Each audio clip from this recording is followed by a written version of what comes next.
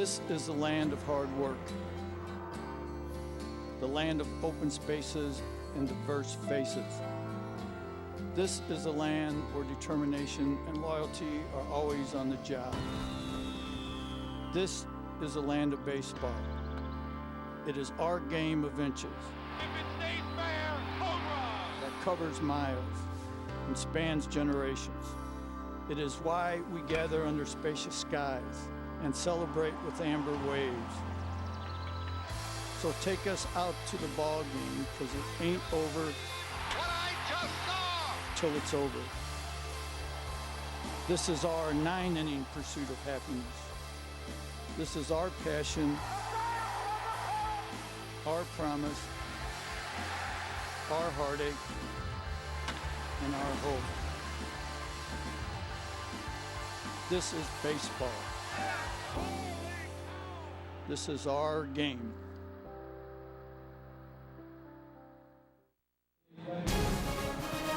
On a muggy night in St. Louis, we welcome you to MLB Network's Thursday Night Baseball, driven by Chevrolet. Tonight from Busch Stadium, the Cardinals and the Dodgers kick off the season's second half in high definition on MLB Network. And we begin with a look at the Holiday Inn standings in the National League Central. After a strong first month, the Cardinals are sub 500 since early May. Still, they begin the second half just a game back of the surprising Reds in the division. Meanwhile, in the National League West, the Dodgers are tied with the Rockies, 2 back of the equally surprising Padres, who lead that division. And within the division, the Dodgers are 23-6. That's why they've been able to hang in. They're 8 under 500 against the rest of the world while dominating their own division. With Jim Cott, I'm Bob Costas. Welcome to the Dodgers and the Cardinals. It'll be Kershaw for Los Angeles, Carpenter for St. Louis. We'll talk more about that in a bit. But let's focus on a couple of players, and they're the natural two. We'll begin with Albert Pujols. Yeah, you can't talk Cardinal offense without talking Albert Pujols. Beginning to pile up some Hall of Fame numbers again. He trails the National League home run leaders by 1, but you see he has 21 and 64 RBIs. What's really helped him is Matt Holliday, hitting right behind him, has really been on fire the last 30 days. And you see what Albert's done through 87 games. Meanwhile, Manny Ramirez is back off the disabled list to start the second half. He had been sidelined with an injured right hamstring, went down to the minors for a rehab assignment, and returns to the starting lineup in left field tonight. Well, and that'll really add to this Dodger lineup, which really isn't too bad to begin with Furcal at the top, James Loney having a great year. But to get Manny back in the lineup, there is no more purer hitter than Manny Ramirez with the soft hands. Look at the way he loads up. Great breaking ball hitter, and he's going to fit in nicely in that Dodger lineup if he's healthy.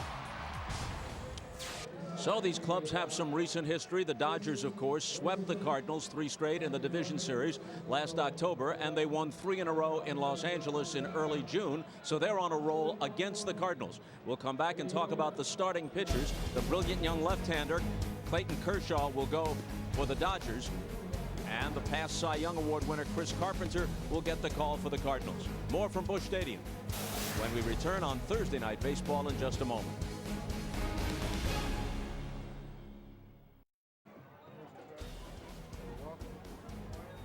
If Cardinal fans and team support here in St. Louis aren't the best in baseball, they're certainly very high on the list as we welcome you back to Thursday Night Baseball, driven by Chevrolet. Once again with Jim Cott, Bob Costas. Here is the pitching pairing. Clayton Kershaw will go for the Dodgers. Chris Carpenter for the Cardinals. Take it away, Well, we Kitty. could be in for quite a treat tonight, Bob, with these two pitchers, particularly Kershaw. We've heard a lot about Steven Strasburg and all the great young pitchers, but boy, don't sell Clayton Kershaw short. In fact, Jimenez with Colorado only has 1 loss, and it was at the hands of this fine young lefty. He's a 4-pitch pitcher.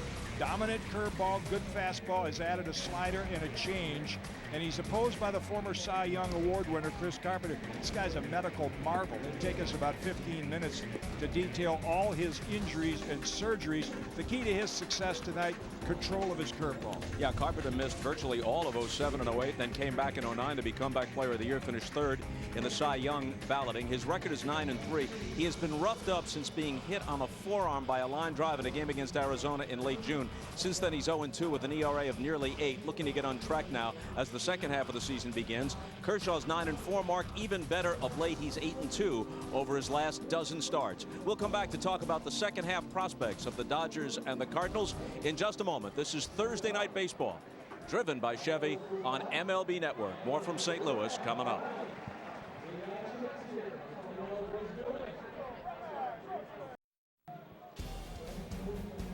As we await the start of this game at the new Busch Stadium, let's speculate a bit about the second half prospects of these teams. The Dodgers are only 2 back in the West. The Cardinals are a game off the pace set by the Reds in the Central. What has to break right for these teams to wind up in the playoffs? Well, I think in talking to Tony La Russa for the Cardinals, and it kind of reminds me of the late John McHale, great baseball executive, who told his son John, running the Tigers years ago, you know, some good advice: tell the truth, work hard, and you never have enough pitching. And you talk to Tony La Russa, they're missing Loesch, they're missing Brad Penny. I think what they could really use is another starting pitcher. And you know from talking to Joe Torre, they'd like another pitcher, but I think they'd like some help in the bullpen. Yeah, when you look at the Cardinals starting rotation, you got Carpenter, Wainwright, and the very impressive young left-hander Garcia. They're set, but with Penny and Loesch on the disabled list, they're kind of scrambling in the 4th and 5th spots. And the Dodgers have Vicente Padilla. They have the young men who start tonight, Clayton Kershaw. Quo and Broxton each made the All-Star team out of their bullpen. So their frontline pitching is fine, but like with most clubs, they could use some more depth. Yeah, and it'll be interesting to see, because there's a lot of names that'll be dangled out there before the trading deadline is over, to see who these teams go after. All right, we're going to take one more break, and when we come back, it should be time for the first pitch. Carpenter and the Cardinals, Kershaw and the Dodgers from Busch Stadium. Not to mention Pujols and Ethier and Holiday and whoever else they throw up there on the screen. It's all coming up next on Thursday Night Baseball.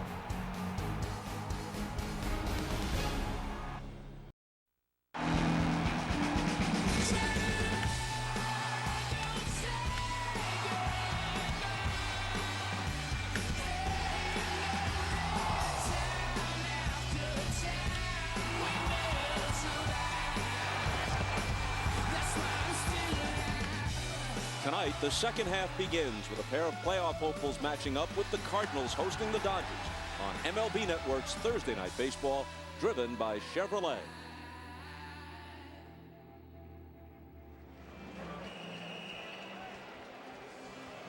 Awaiting the first pitch from St. Louis, where Joe Torre excelled as a player, winning the Most Valuable Player Award in 1971.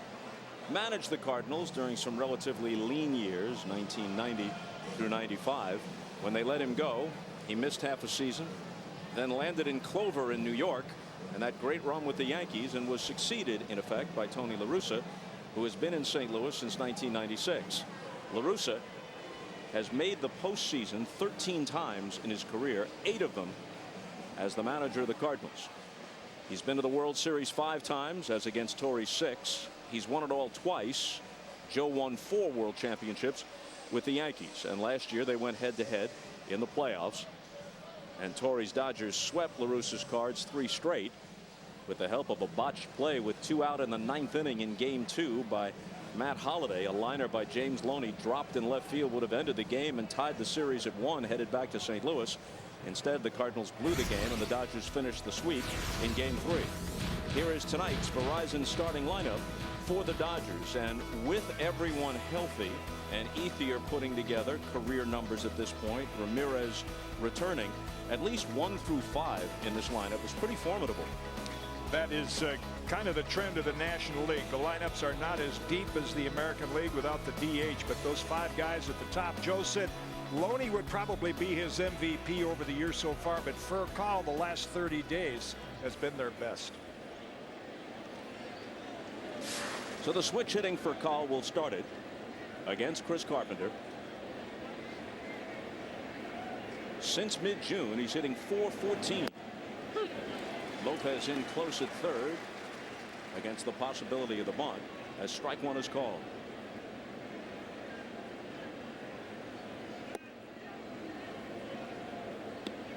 Mentioned Carpenter being a medical marvel. All the injuries, the surgeries, and much made about the last few starts not being effective after being hit by the line drive. The key to Chris Carpenter's control of the curveball. Bounced foul. Well, he's had difficulty with command of that curveball, normally a dominant pitch, since a line drive by Kelly Johnson of the D-backs hit him on the right forearm in late June. Since then, he's 0-2 with an ERA of nearly 8. Overall, he's 9-3, and his ERA is 3.29. Made the All-Star team, but didn't pitch in Anaheim. Therefore, able to open the second half of the season. Had he thrown even an inning, Garcia would have pitched tonight, and Carpenter would have gone tomorrow. See, he missed with the breaking ball there. I look at Furcal, and I kind of refer to him as Ricky Henderson light. Toughest leadoff hitter to face is a guy that can take you out of the ballpark. Furcal can do that. Plus, when he gets on, he's a threat to steal. And there's an example of what Joe Torre said. He's been much more patient at the plate the last 30 days. His numbers reflect that. Carpenter's 3-2 pitch is foul to the screen. Carpenter won the Cy Young Award with the Blue Jays in 2005 when he went 21-5. Actually, take that back, with the Cardinals after starting his career with the Blue Jays.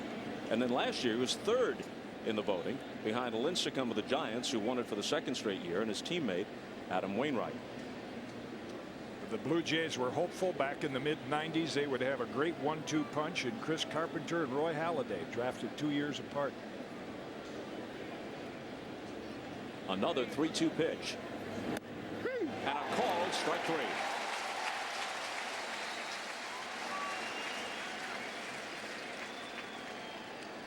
Well, either Furcal thought the pitch was high or it froze him. It was good late movement. Pitch wasn't high, but that good late movement appeared it was going to be inside, and it caught the inside corner. Good pitch. Jerry Davis, the crew chief, is the plate umpire. Ron Kopka at first, Greg Gibson at second, Brian Knight has the calls at third.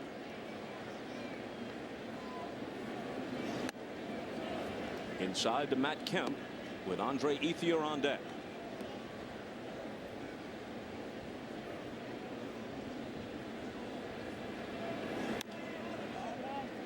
Bounced foul at the plate.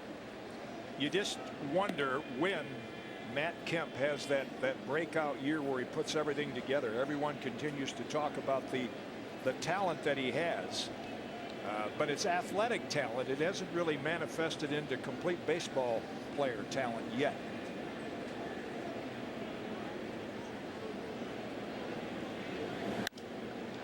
That'll make the seats. A year ago, Carpenter was 17-4.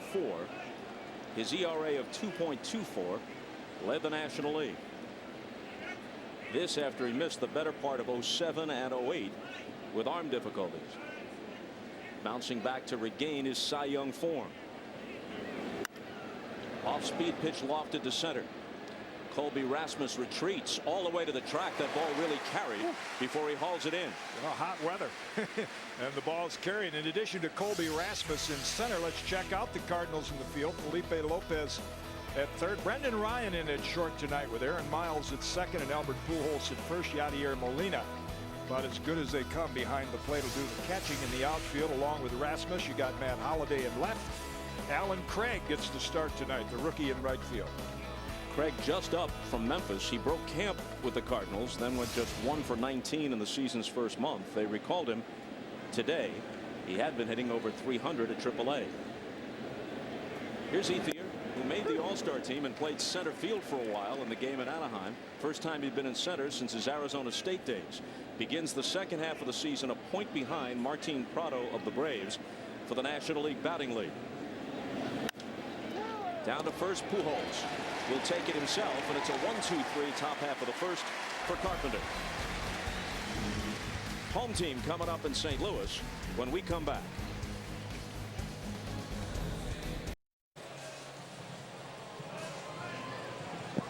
The Verizon starting lineup for the Cardinals.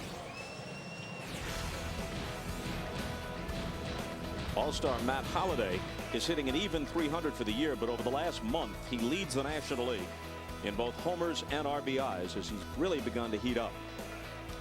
Good protection for Albert Pujols, obviously.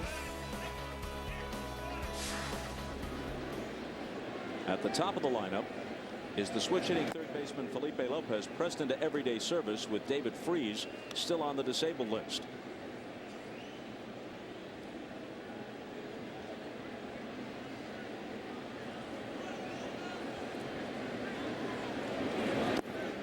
Yeah, the offense pretty well centered around Pujols and Holiday with Freese out and also Ryan Ludwig. Clayton Kershaw just 22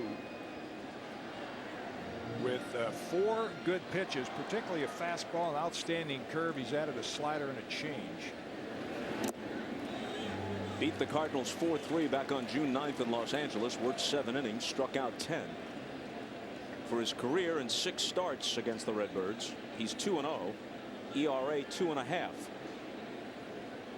Had a no decision against them in Game 2 of last year's division series. There's a strike. You saw the walk total, which is fairly high, but in recent starts, in fact, in most of his starts, he's kept it under 3. He's had about 4 games where he had a high walk total. And a free pass to Lopez to start the game.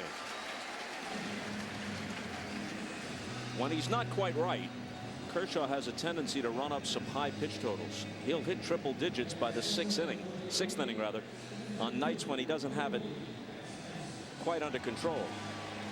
And in today's game where they count pitches so carefully, that shortens the game for Joe Torre and forces him to go to the bullpen, which has not been the Dodgers' strength like it was last year. Kershaw's pretty quick out of the stretch. Lopez has 5 steals in 6 attempts.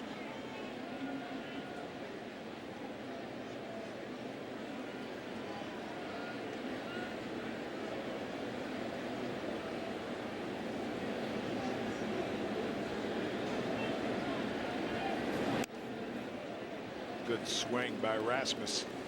Most of you have followed baseball enough to know when that hitter fouls it straight back.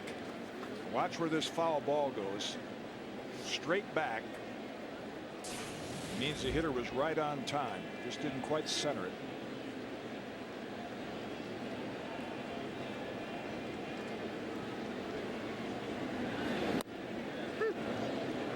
One and two.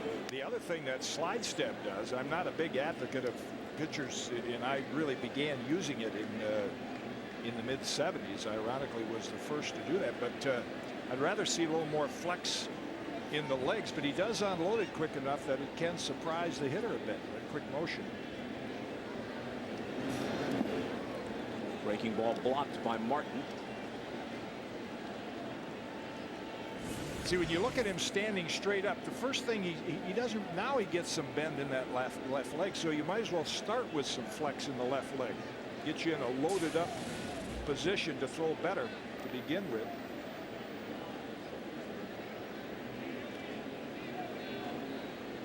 Lopez away from first, held there by Loney. And the 2-2 pitch to Rasmus. First a casual toss over. Yeah, you can even tell with that toss that from that rather stiff-legged straight up and down posture, he doesn't have the quick feet to make a good throw to first.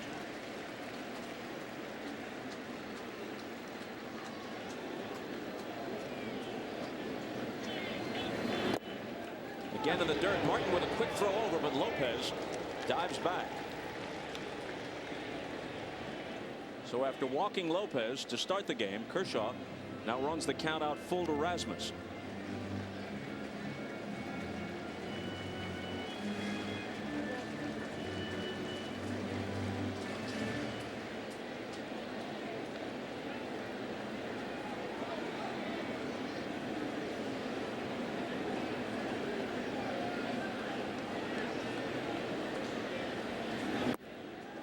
And he walks the first 2 hitters.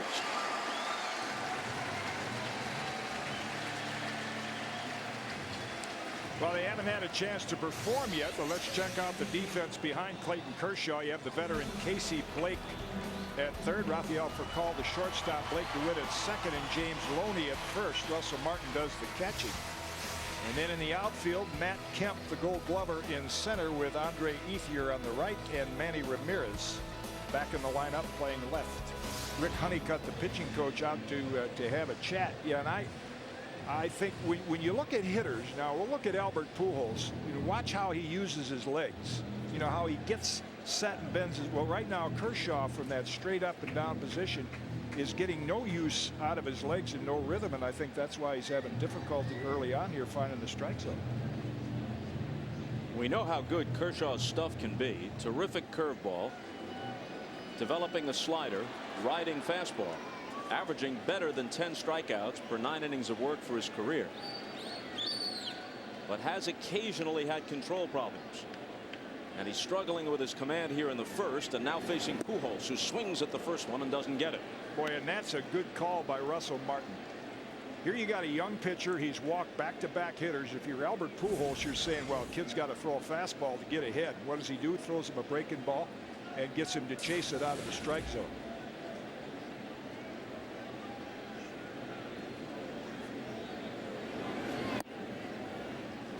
One and one. Pujols, the 3-time MVP, including the last 2 seasons in a row. At .308 with 21 homers and 64 RBIs, not far off the league lead in both of those power categories. And yet for him, it really to this point has been an off season, which tells you how otherworldly his career has been. Line hard but foul.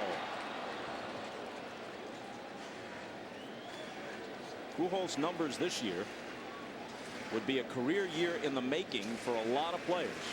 For him, it has people actually asking the question around St. Louis, is there anything wrong with it? High expectations.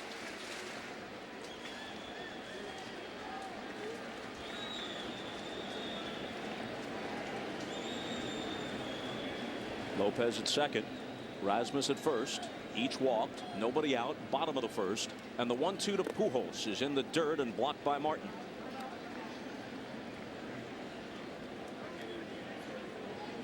Going to take a look at what I was referring to with the hitters and pitchers using their legs.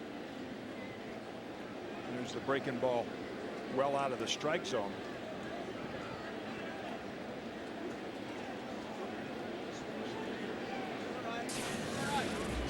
You see right now, you're going to watch Albert when he gets in there flex those knees.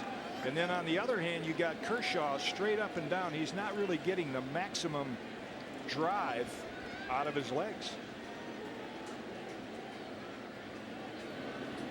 The 2-2 pitch. Foul ball.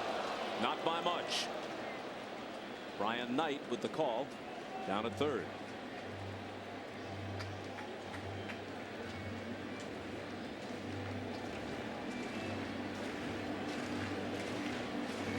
Conversation with Martin maybe about that breaking ball. What Kershaw has come up with, you see, you said developing a slider, and you very seldom see pitchers with dominant curves and sliders. So Kershaw, as Rick Honeycutt looks on, will have the slider for it. Here it is, strike one, and then his put away pitch is that good curveball.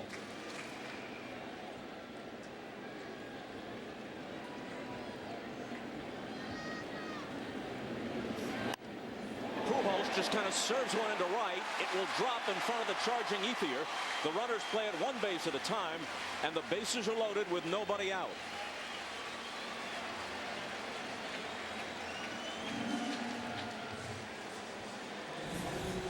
Well, that's going to happen. You can't control that if you're Clayton Kershaw. It's the base on balls that put him in trouble. There's a 2-strike at bat where Pujols is fooled, but he's so strong, he just lays the barrel on it. You know, normal hitter, that's probably a little pop up to second base.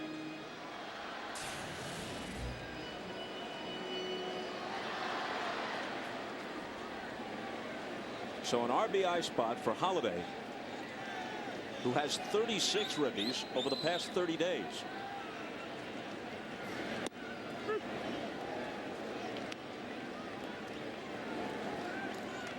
Kershaw, who averages more than a strikeout an inning, and against whom opposing hitters have managed just a .204 average over the past 2 years, best in the majors, in a spot where he could use the strikeout.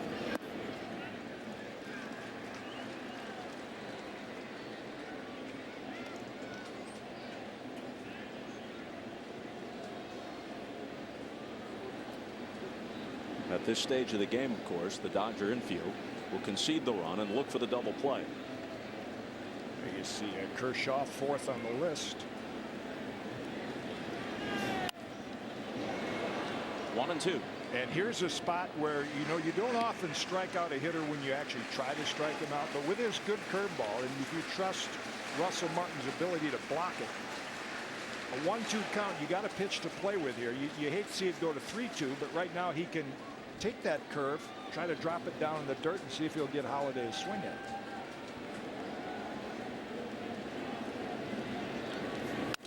Fastball broke his bat, rolled to the middle. DeWitt gets the force, pulls Loney off the bag, so they get only one as a run scores.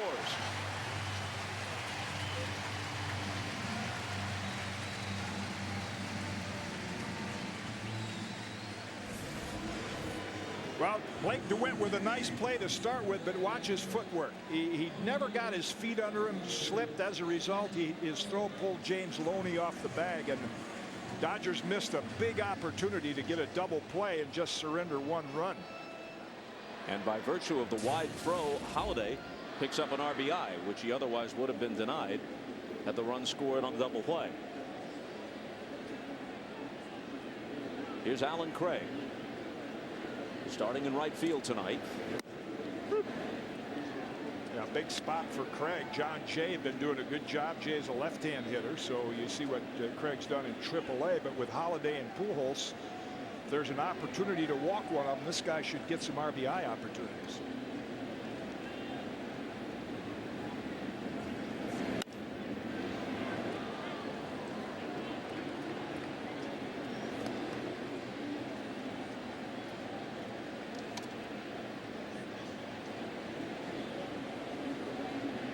Kershaw trying to minimize the damage. Has Craig in an 0-2 hole.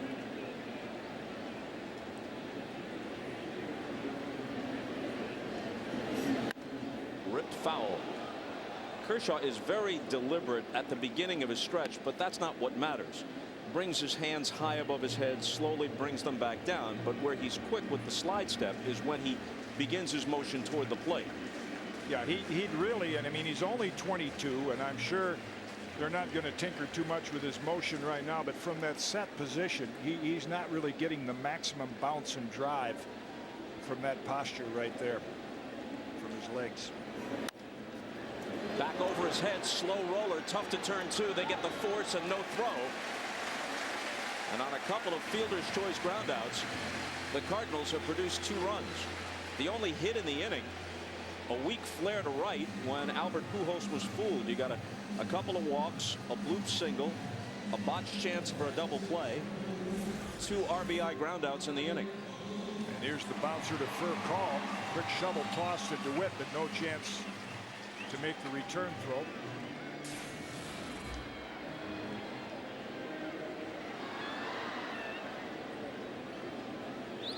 Yadier Molina, National League starting all-star catcher, 1 for 1 in the game on Tuesday night in Anaheim. Had a single off Andy Pettitte before being replaced by the game's eventual MVP Brian McCann of the Braves.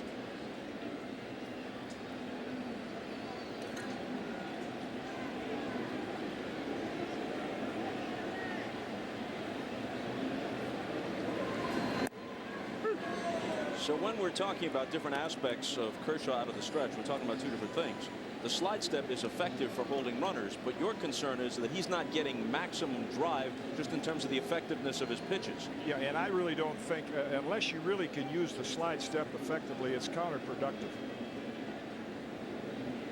You know, see, that's a very awkward throw to first, very stiff-legged. The guy that can do the damage is a guy with a wood in his hand. I mean, stolen bases, what's the percentage they actually turn into runs, particularly when you have the stuff that Kershaw does. So he'd be well served to get a little more load on that back leg and be more concerned about the hitter than the runner. 1-2.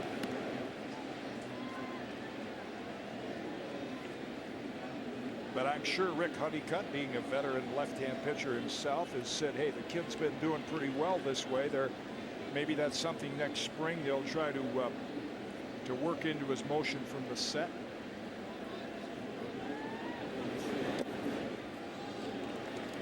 Count evens. You look at the bottom of the Cardinal lineup. Actually, from the 5th spot on, you've got Alan Craig, who hasn't proved himself yet at the major league level. Molina, for one of the very best with the glove, is hitting just .223. Aaron Miles, limited duty, been around a long time. utility man playing second base tonight. Carpenter's hitting 8th, and Brendan Ryan, the shortstop, batting 9th, is under 200 for the year. This is the 30th pitch of the inning by Kershaw. And he's not done yet. And if you wonder why Tony La Russa hits his pitcher 8th, he just figures by having a hitter instead of a pitcher in the 9 spot, he might get on base, and it gives Albert Pujols a chance to hit with men on base a little more often. That's the theory behind that. He doesn't do it all the time, but he will hit the pitcher 8th frequently. A drive toward the gap in right center. Ethier in pursuit, and he runs it down.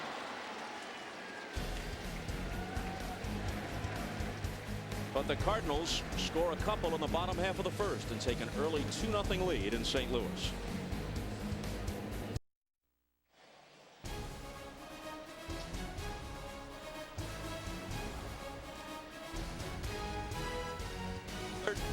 Thursday Night Baseball is driven by Chevrolet. Every model is backed by a 100,000-mile, 5-year powertrain limited warranty, and sponsored in part by new Wheaties Fuel. Prepare to win. And eventually, as I catch up with all this, by Geico.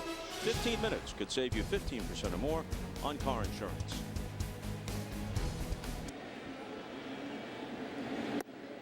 Manny Ramirez just off the disabled list prior to tonight's game. They placed Reed Johnson on the list to make room on the roster for Manny.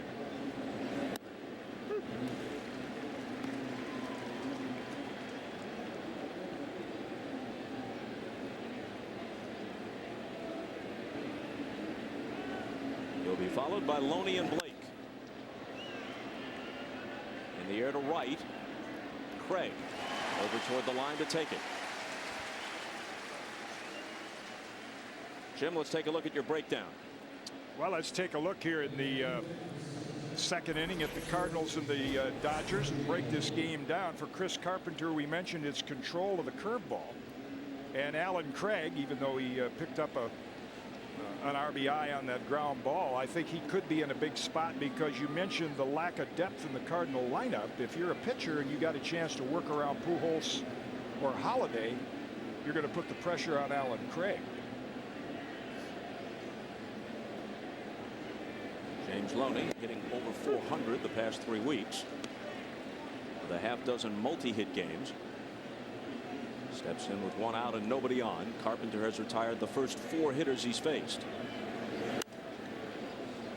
You know, I didn't like the sound of that introduction. Let's take a look at Jim Cott's breakdown. I began to fear for you. Hey, at my age, that happens.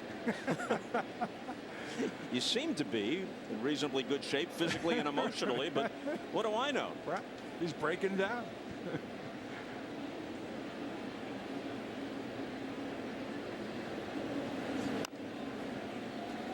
You know, and Joe Torre brings a lot of, I guess you'd say, analogies from his days with the Yankees. And James Loney is a player that, you know, and he does this lovingly, that he compares to Bernie Williams. Bernie, they called it Bernie World. He was always kind of out there, free spirit. And Loney has that type of personality. Andre Ethier, he compares a lot to Paul O'Neill. Here's Miles at second base, and that takes care of Loney.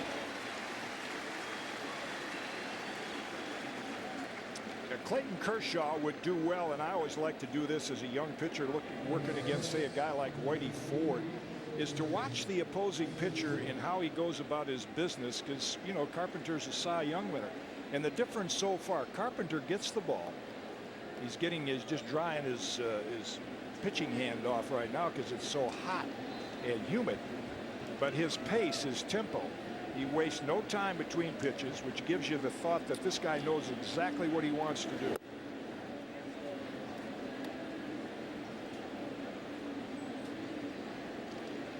Casey Blake, a veteran presence on this Dodger club, turns 37 next month. Hit .259 over the season's first half.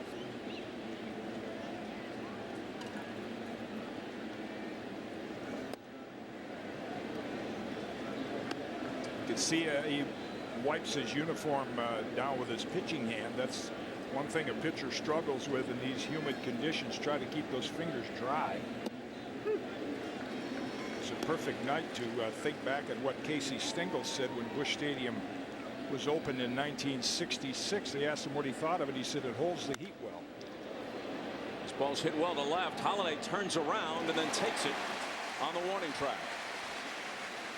He has had his misadventures in left field, one in the All-Star game on Tuesday. Most notoriously the one in Game 2 of the Division Series in Los Angeles last October. Turns this way and that, but most importantly puts it away. To the bottom of the second, 2-0 Redbirds.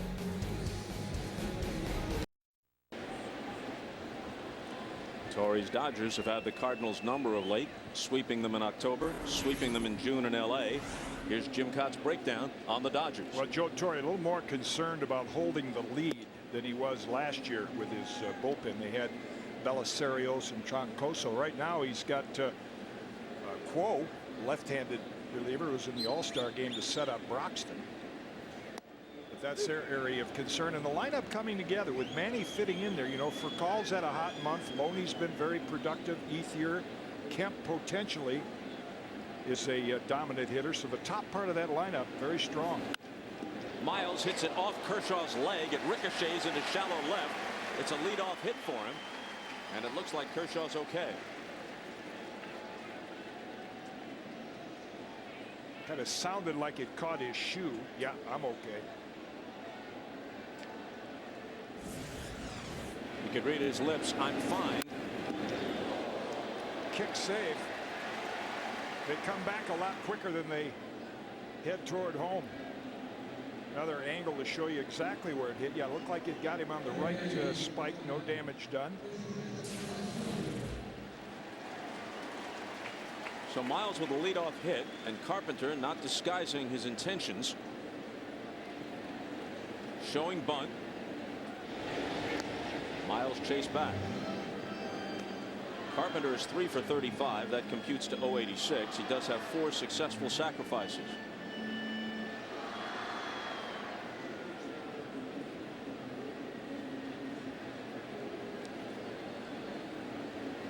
Blake inching in at third. Carpenter lays off.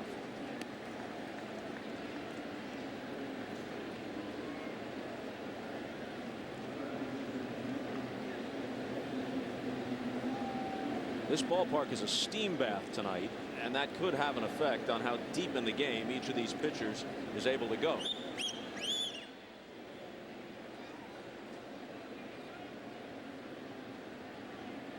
Yeah, it's a good point, and every game has a rhythm, and it's established by the starting pitcher. See, the Carpenter got the Dodgers out relatively fast, so you get Kershaw, who's had a long first inning, right back on the mound. He's already given up a hit. That has much more an effect on a pitcher and how far he can go in the game than pitch counts. Long innings. And I always used to love on those hot days in the playing with the White Sox and Dick Allen and Bucky Dent. You know, if the other pitcher had a first inning, our motto would be, let's get out there and get him out as quickly as we can and get that guy back out on the mound in the heat.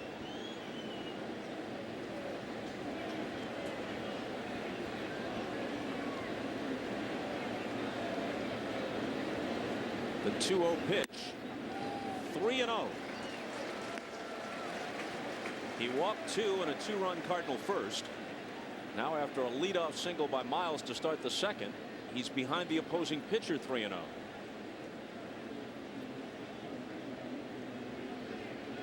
Jose Oquendo, the longtime third base coach, taking no chances with the signs. He ran down to let Carpenter know what the situation was in person. Squares, takes, called strike.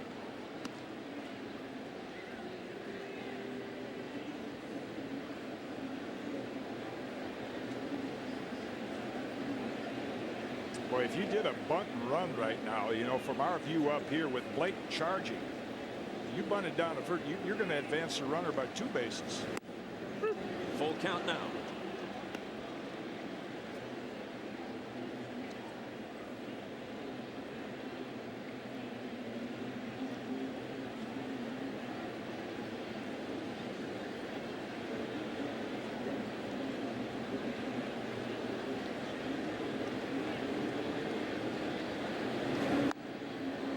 The punt is fielded by Loney, who looks at second, and it might have rolled foul. Yeah, that surprised me. Could have rolled foul for the strikeout. I mean, when a right-hand hitter bunts a ball down to first like that, it has that reverse spin. We get another look at it. See, it's starting to angle toward the foul line. If Loney just backs up, that's a foul ball. Carpenter's out, and the runner stays at first. So Cardinals get a nice break there. Again, not scored as an error, but a couple of defensive miscues by the Dodgers here early on. So now Brendan Ryan hitting ninth. He's at 194. He hit better than 290, maybe topping out in 09, but this is quite a fall off. Part of the reason he hasn't been playing every day of late. In fact, the primary reason. Although, as La Russa told us before the game, he's taken some of his troubles at the plate out onto the field with him, and it's upped his error total. RBI chance here. Yeah, that's been one of the big areas of concern for the Cardinals. Boy, I think back in my days here with Ozzie Smith and Tommy Herr, along with Hernandez and Obergefell at the core, we had no problems in the infield. If it was on the ground, it was an out. But the Cardinals have had difficulty in the middle of the infield. A lot of errors.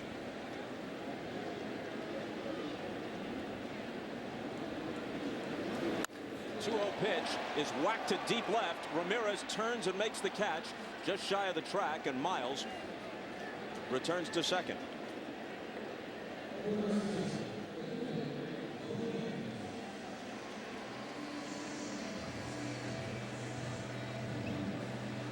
So Ryan hit it hard, but Ramirez makes the catch for the second out.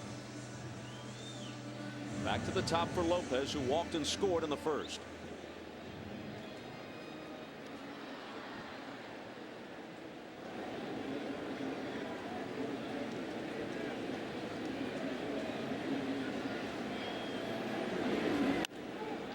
Hits softly into right. Ethier coming on and makes a falling catch.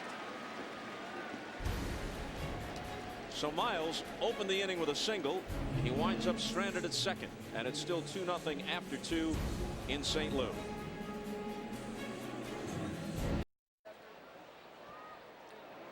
Nationwide, thousands of communities have gotten involved as Chevy and Scotts have set out to rebuild local ballparks.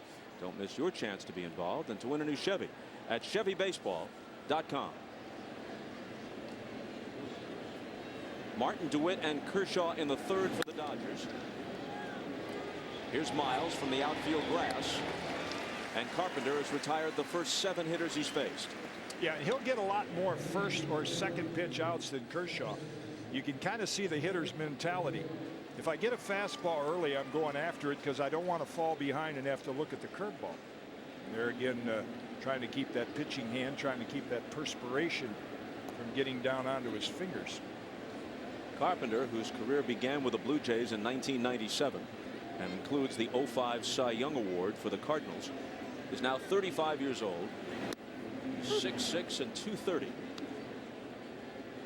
and still pretty near the top of his game. Despite some recent rocky outings, he comes in at 9-3 after going 17-4 a year ago.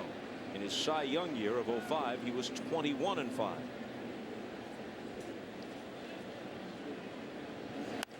Blake DeWitt, fair ball, first hit off Carpenter for the Dodgers. He'll wind up with extra bases. Craig pegs it back in, and a 1-out double.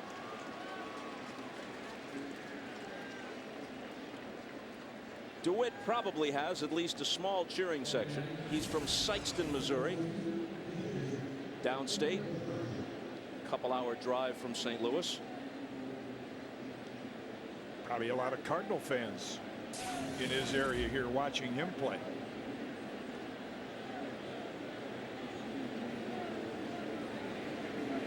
So now here's Kershaw, who's 2 for 31. That's 0.65.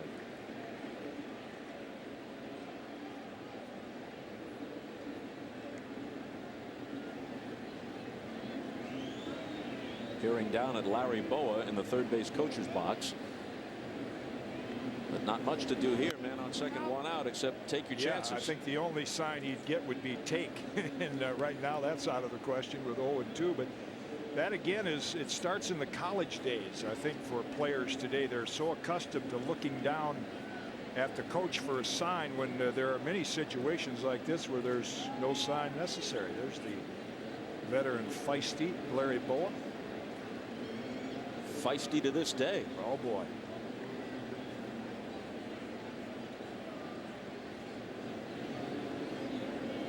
The 0-2.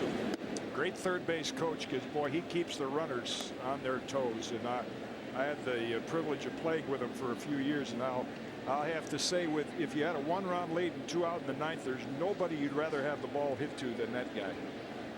Some had greater range. Nobody had surer hands. If he could reach it, he'd catch it.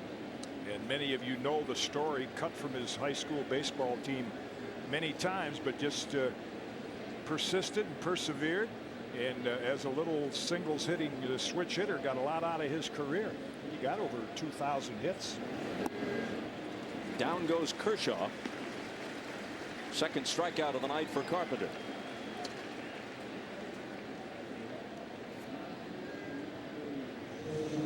So back to the top of the order now for Rafael Furcal, who fanned to start the game.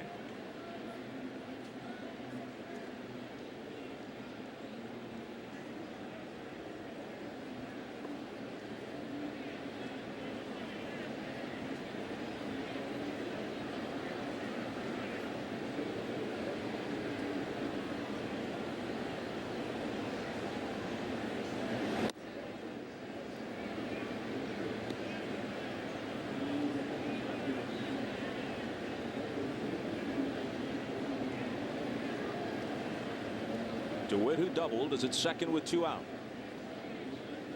2-0 Cardinals, top of the 3rd. Rolled foul. That might have been Carpenter's cutter along with the curve. He will throw a little cutter, and you can see they're trying to run that ball in on the hands of Furcal. He does not wear that shin guard that a lot of hitters wear, and that cutter that comes down in like that, you get the top of it, and that's right where it goes, is down onto that ankle or foot. Looks like it caught him right on the toe.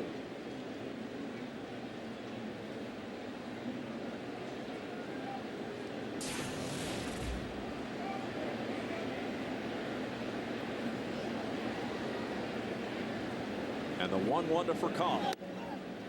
Molina pegs to second, and it gets by and into center field, but after a bit of an entanglement with Miles, DeWitt can't right himself and try and make a move for third.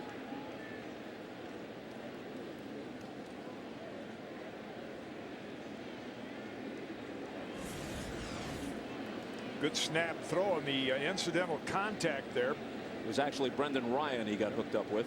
That prevented DeWitt from getting his feet under him and advancing to third.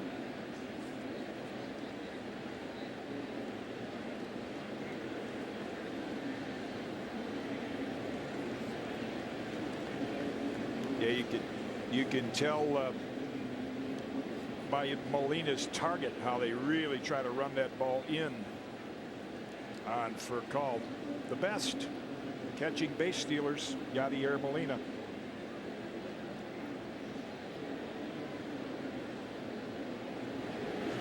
And as you just saw, he won't just catch you trying to steal a base. He'll pick you off.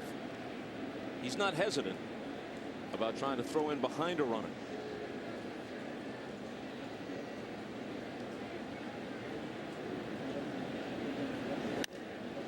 Big chopper toward Miles.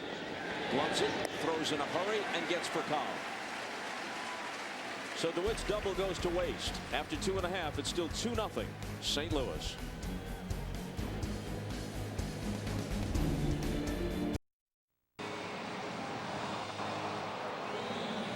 A look at some upcoming network games tomorrow night on MLB Net. The Rays and Yankees. That'll be reprised on Fox Saturday afternoon. And some will see these Dodgers and Cardinals from here in St. Louis. Saturday night, right back here on our air. Rangers, Red Sox, Rays and Yankees. Sunday afternoon on TBS. Phillies and Cubs Sunday night on ESPN. There's your menu. Another good swing by Rasmus. Rangers having their way with the Red Sox tonight at Fenway, halfway through that one. And that game includes a home run by the newly acquired Benji Molina, brother of Cardinal catcher Yadier. An important pickup for the Rangers, but the really important one is that they add Cliff Lee to really bolster their chances to win that division.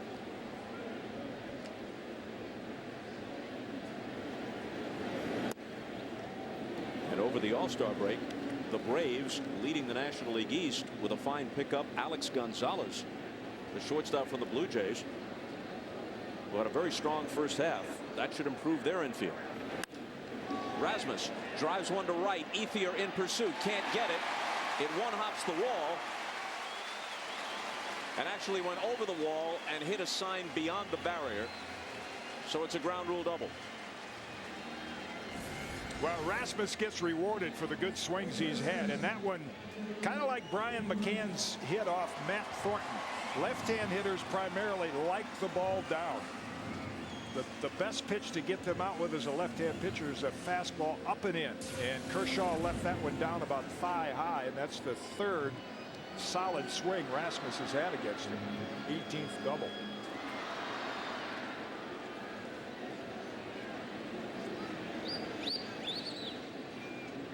Cards have had the leadoff man reach in all 3 innings so far inside to Pujols.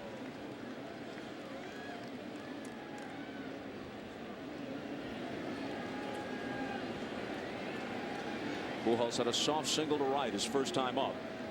Part of a 2-run Cardinal first.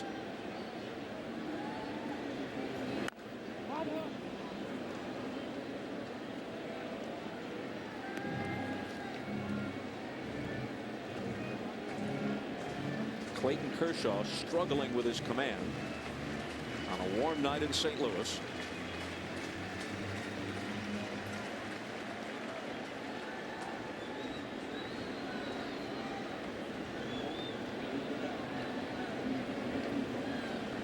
And his 1-1 to Pujols.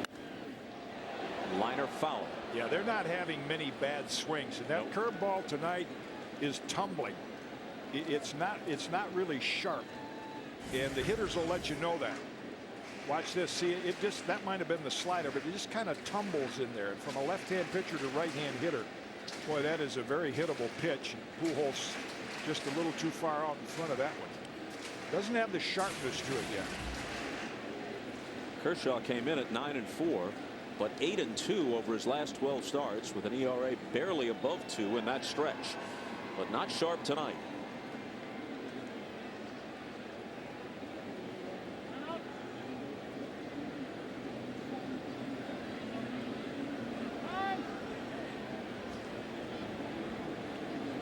Pujols has twice asked for time.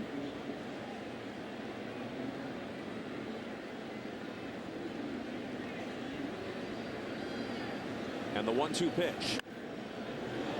A little pop in the infield that Furcal will take.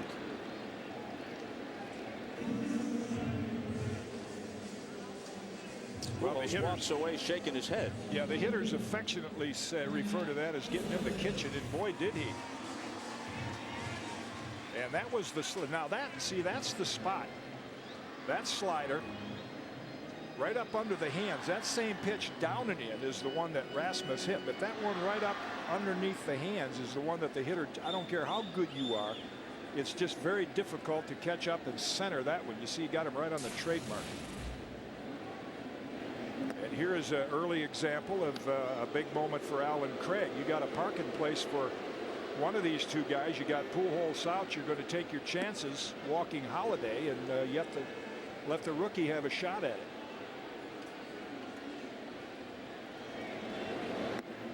So Alan Craig, who now is 1 for 20 in his big league career,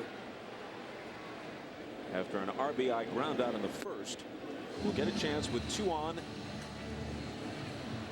and 1 out here in the 3rd inning.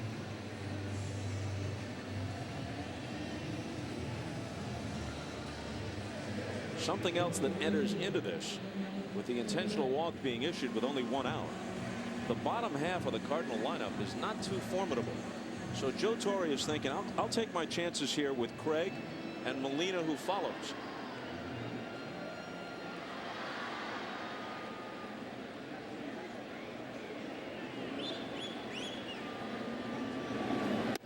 Yeah, without Freese and Ludwig, you got two guys that are really driving the bus. And the two runs they got really primarily because of Kershaw's wildness in the first inning.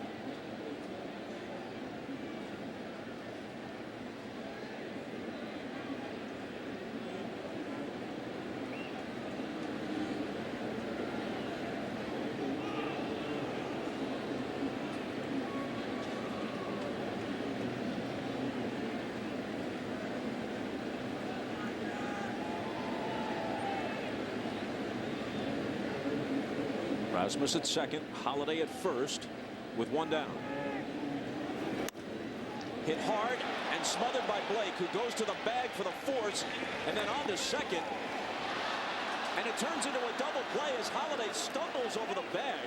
He got a late break from first to begin with. I don't know what was going on out there. And then when he came in standing up, he couldn't hold the bag. Great play by Blake. He thought all he was going to get was one. And then he looks and wait a minute, I can get two. There's the non-slide, and it costs Holiday, and you can see the disgust on Tony La Russa's face. Wasted opportunity by the Cardinals. Nice play by Blake.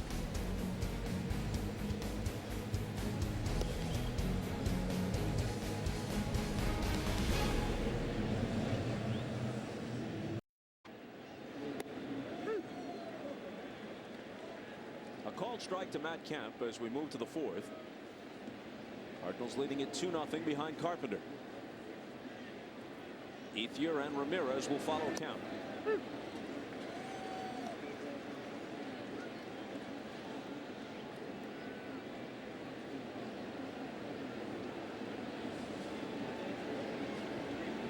Carpenter's 0-2 pitch. Rolled slowly to short. Here's Brendan Ryan. One out. Between innings, we spoke with Tony La Russa, starting by asking him if he knew what happened with Matt Holiday on that base running misadventure in the last half inning. Well, it's peculiar because he's an excellent base runner. I'm not sure what he read. I'll have to ask him. Tony, looks like Carpenter tonight. We talked a little bit about his issues up till now, but boy, he's fun to watch. He goes about his business, setting a good tempo, and for the most part throwing strikes tonight. Yeah, I think he's got good stuff. You know, ball's coming out of his hand good, and maintain that. They got a tough lineup. They're going to make him work. It'd been nice to pick up that insurance run, but Carp's doing his part. We just got to give some more support. Warm, humid nights are part of baseball life in St. Louis, but do you watch Carpenter a bit more closely tonight? Watch the pitch count, given how oppressively hot it is? Yeah, I think you have to. I mean, guys are going to fatigue. They get dehydrated. You watch your position players as well. I mean, both of them, all of them can be affected, but no more so than the pitcher. Tony, thanks. Well, that was the tape from between innings. Live, Ethier takes Carpenter out of the park. And for Ethier, his 15th homer of the season. Well, it take nothing away from Ethier in terms of his hitting ability, but all you have to do is watch the outfielder. This ball got too much of the plate. You could see Molina's target. He had to reach back over the middle. And when you watch the outfielders drift like that, you know, if it's a no-doubter, they just kind of give the pitcher a courtesy step and then they watch it go in the seats. But when they drift, it tells you the ball is really carrying in this hot weather. So that cuts the Cardinal lead to 2-1 and brings up Ramirez. He sends one to right. Craig to the edge of the track to take it.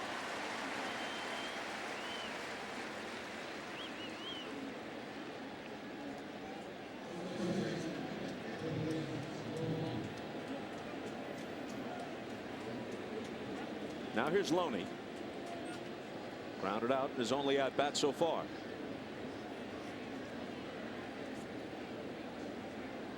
He's a reason that Manny could be a big factor for the Dodgers, because with Loney sneaking up the top of the leaderboard in RBIs in the National League, you know, Manny's have to get more pitches to hit.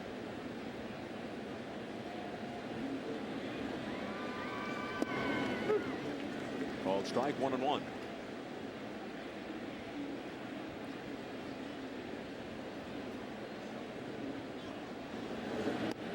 Tony mentioned even the position players watch them in this weather, and I'll guarantee you these guys love to play behind Carpenter. You know, they don't have to stay in the field too long. He's keeping them on their toes, throwing strikes, getting them off the field in a hurry. Works quickly, slice to left. Holiday almost in his tracks to take it. But the home run by Ethier gets the Dodgers on the board and makes it a one-run game as the Cardinals come up in the fourth.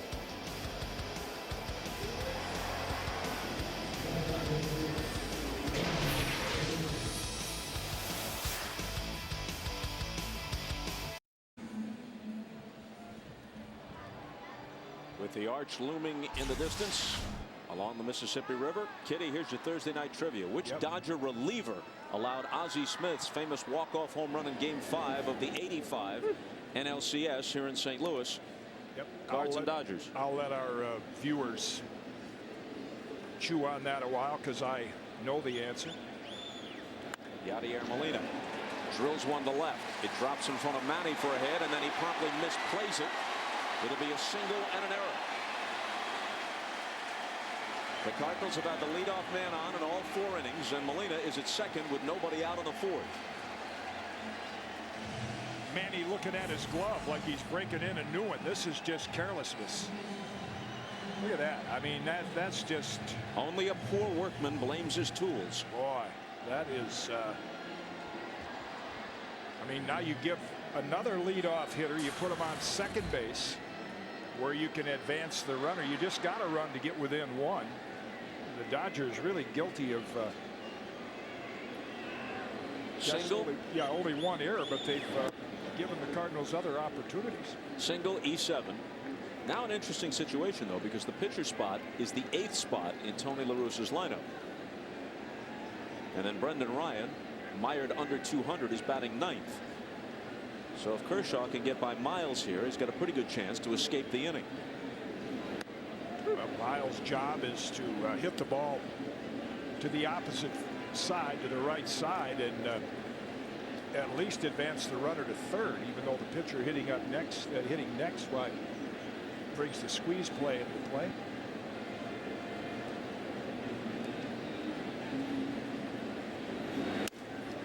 Little broken bat bloop, and Furcal can't get it. Molina being waved home by Oquendo. He scores, and they kick it around a little bit more, and on to second goes Miles.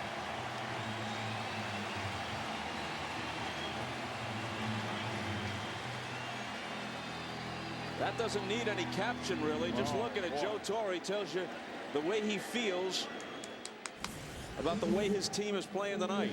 Yeah, the carelessness by Manny Ramirez, and a great read there by Yadier Molina to make the early read and go ahead and commit to running it. It looked like when he turned third, it almost looked like he just, and that's all you have to do, catch the corner, but it looked at first like he might have missed third, and Oquendo frantically waving him home. So the Cardinals cash in on the miscue and have a chance here to advance another runner to third. Single, RBI, E6.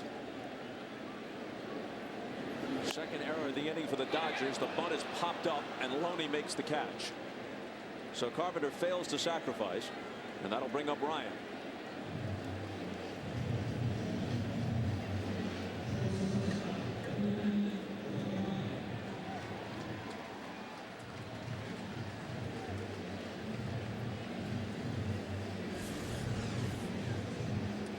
Hey, chances are you're going to see the barrel of the bat drop below, and that's what happened.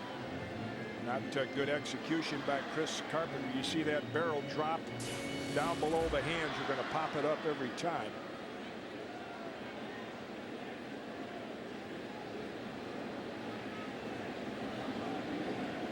Ryan lined hard to left in his only at bat.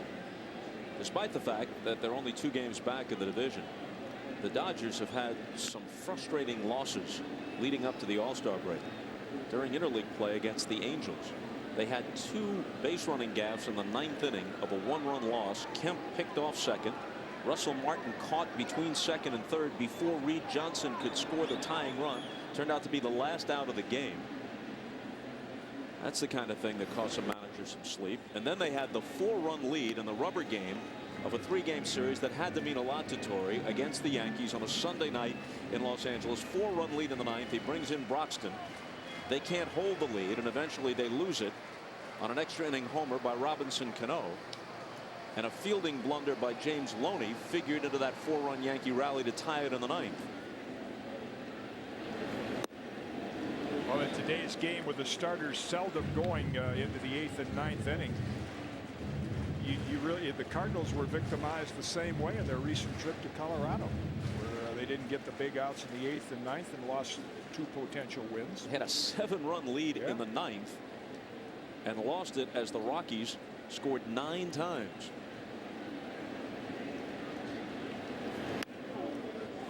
Fisted toward Loney, who grabs it for the 2nd out. Actually, I believe they had a 7-run lead at one point, took a 9-3 lead into the 9th. Wound up losing it. Then the next night led 7-4 in the 8th and lost that game too. Then Jimenez beat Carpenter to complete the sweep. They redeemed themselves to some extent, though, by going to Houston and winning 2 out of 3, just as the Dodgers, after the disappointment against the Yankees, went to San Francisco and swept the series against the Giants.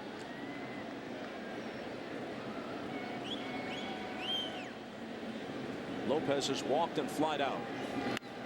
Hit hard and by the diving Blake. That should produce a run, and it will make it 4-1 as Lopez sprints for 2 and is in there with a 2-out RBI double.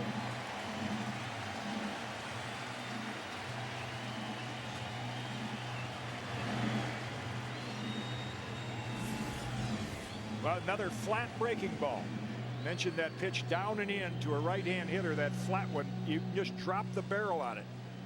Blake made a sensational play against Craig on a similar pitch. But this time Kershaw doesn't get it in a good spot, and the Cardinals cash in another Dodger mistake. Had Lopez played too far off the line to get back with the dive and deprive him of the hit. Strike 1 to Rasmus, who has walked and doubled.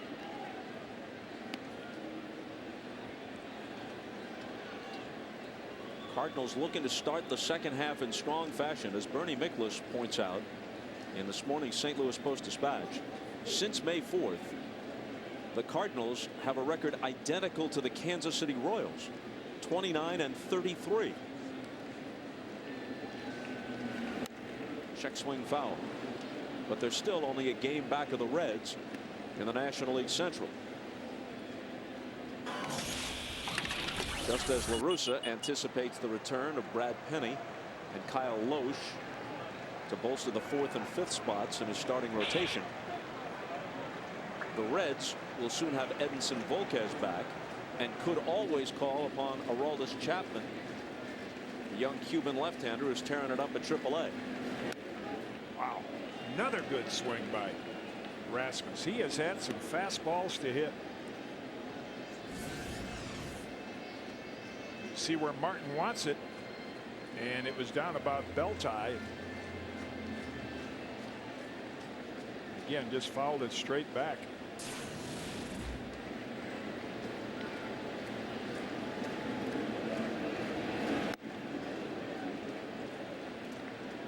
One and 2.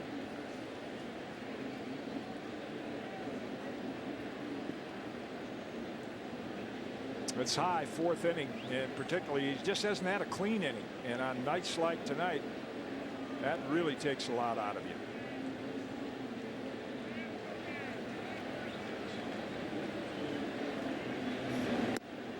Wow. Didn't miss by much.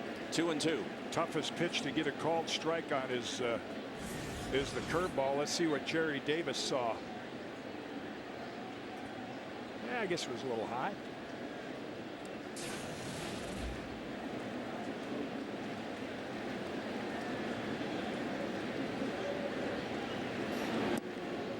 And a full count. Asked La Russa before the game about Davis's strike zone, with 2 pitchers who rely on the curveball as an out pitch going tonight. He said that Davis, who's been around a long time and is the crew chief, has a very consistent strike zone. He had no concerns about the fairness of the calls tonight.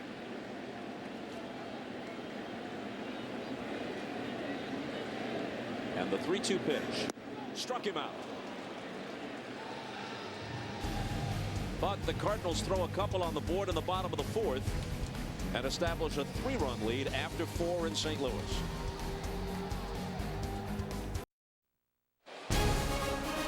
Thursday Night Baseball is brought to you by Scott's, official lawn care company of Major League Baseball, and Holiday Inn. Stay you with the official partner of Major League Baseball road trips, and by All Natural Snapple.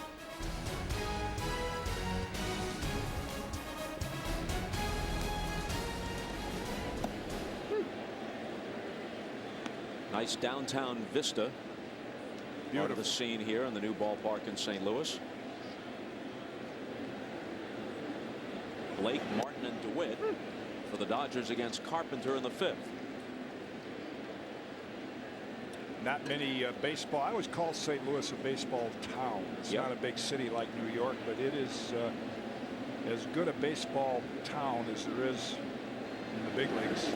Fans are passionate and knowledgeable, appreciative, without, for the most part, being mean-spirited. Yeah, they built the fan base here long before the teams moved out west, when they could draw from Arkansas. This was kind of the most western city in the big leagues for a long time. And still, on a summer weekend when school is out, if you check the parking lots around Busch Stadium, you'll see license plates from Oklahoma and Iowa and Kansas and Tennessee and Arkansas, Kentucky, Indiana, Illinois. A regional franchise for sure. A punch out as Blake becomes the 3rd strikeout victim for Carpenter tonight. Boy, Whitey Herzog, one of your old managers, Hall of Fame bound. yeah, even briefly a teammate, the White Rat. And boy, what he brought to the franchise here. I remember when he took over, was my first year with the Cardinals, and he fashioned the Cardinal team after the old ballpark. Got rid of the power guys and brought in guys that could run. Ozzie Smith, Willie McGee, Lonnie Smith.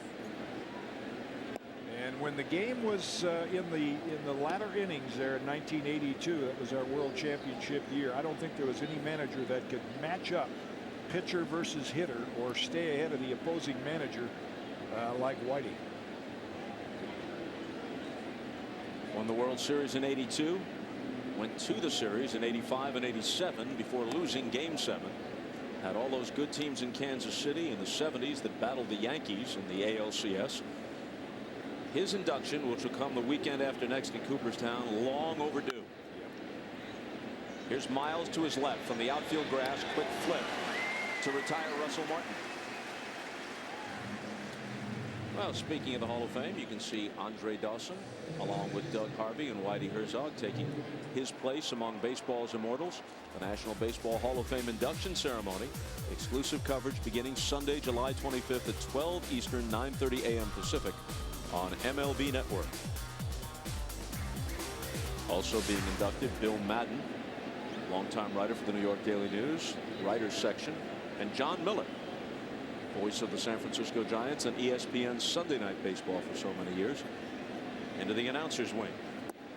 Bill Madden will join our good friend we got a chance to speak to before the game tonight, longtime St. Louis writer Rick Hummel. Blake DeWitt had a double down the right field line back in the 3rd.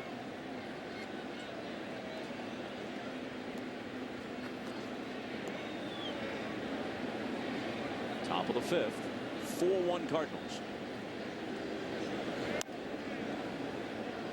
Right, you can see the difference in the pace and the command of watching these two pitchers. I mean, it's like Kershaw barely gets to sit down and towel off, and he's back out there again, because Carpenter, even though he's given up the solo home run, he's just a strike throwing machine. The Dodgers have Travis Schlichting, right-hander, throwing in the bullpen.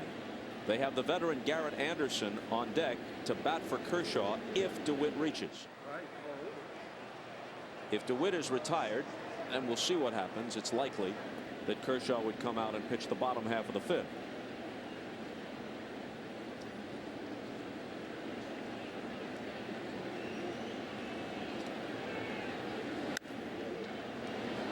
Popped into shallow left. Holiday is there. And it's a 1-2-3 fifth. Kershaw will come out for another half inning, trailing the Cardinals 4-1.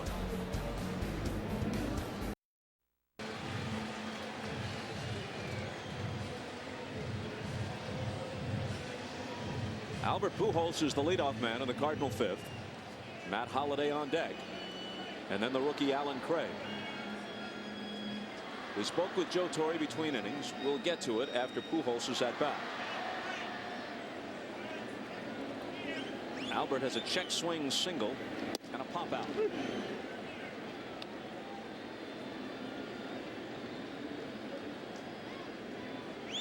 Came into the game hitting .308 with 21 homers and 64 RBIs. Yeah, I think Kershaw would really like to have at least a clean inning, even though, as you mentioned, pretty sure this will be his last inning. He's due to lead off, but he hasn't had a clean inning yet, partially due to some sloppy play in the field.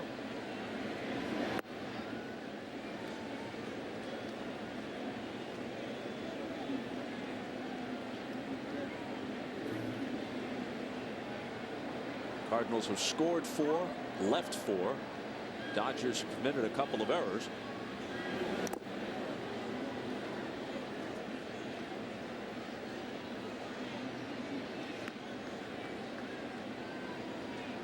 Two walks figured in the Cardinals' 2 runs in the first.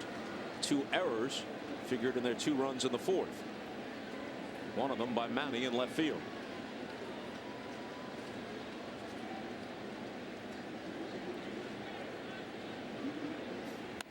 Here's a drive to deep left, but it's foul.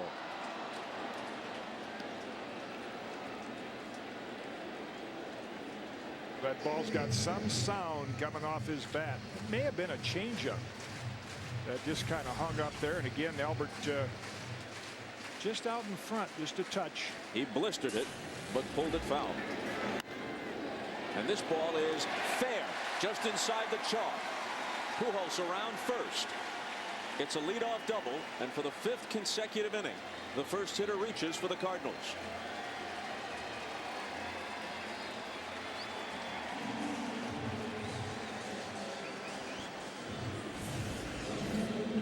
Well, they tried to get way in there again, and again, that's that flat breaking ball. That's the it's been some base on balls and some sloppy fielding, but that flat breaking ball, left-hand pitcher to right-hand hitter, is just too hittable, and that's where they've done their damage against Kershaw tonight. 7 hits. Holliday has an RBI ground out and an intentional walk.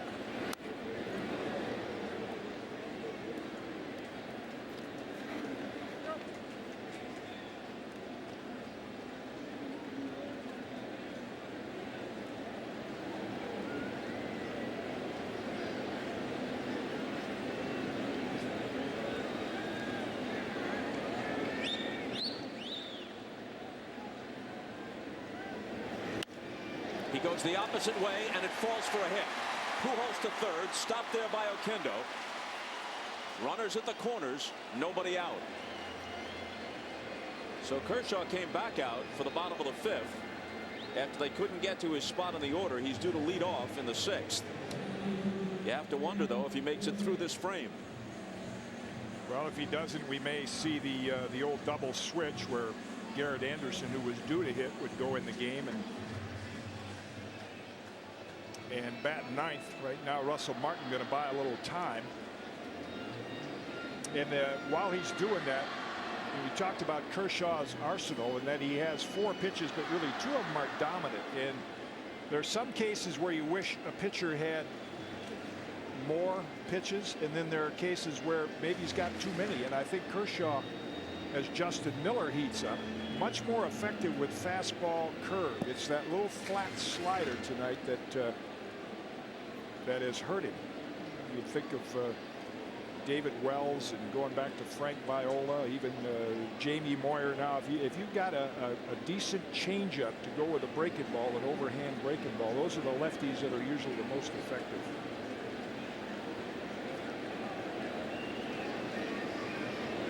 Allen Craig, fielder's choice, then hit into a double play. The DP wasn't really his fault. Made a bid for a base hit. Blake robbed him. Got a force play at third. And then Holiday overran the bag at second, and they turned it into an unusual double play.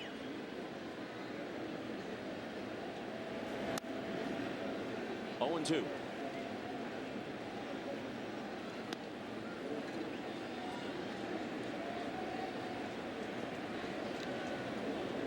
Kershaw's just 22 years old. He's from the Dallas, Texas area. He's 6'3" and 225. And bound for stardom if he hasn't reached that status already. But tonight has not been his sharpest outing.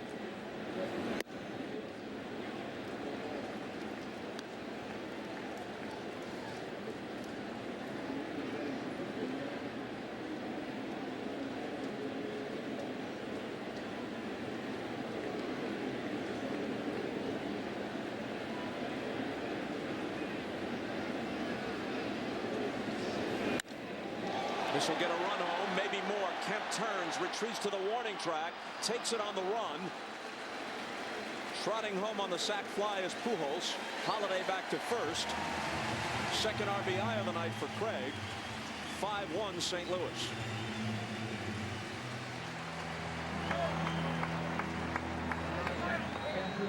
Boy, he's had a couple good at-bats. The one that you mentioned, Blake took a base hit away from him, but that's a great at-bat behind him the count, and yet able to drive the ball to the outfield and produce a run. And Joe Torre's going to make a pitching change.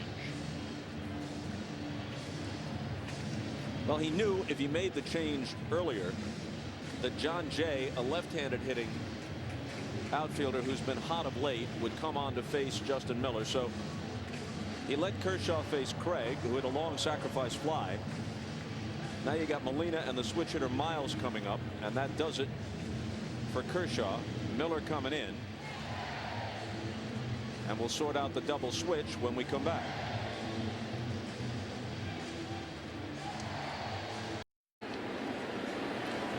Clayton Kershaw lasted 4 1/3, gave up 8 hits.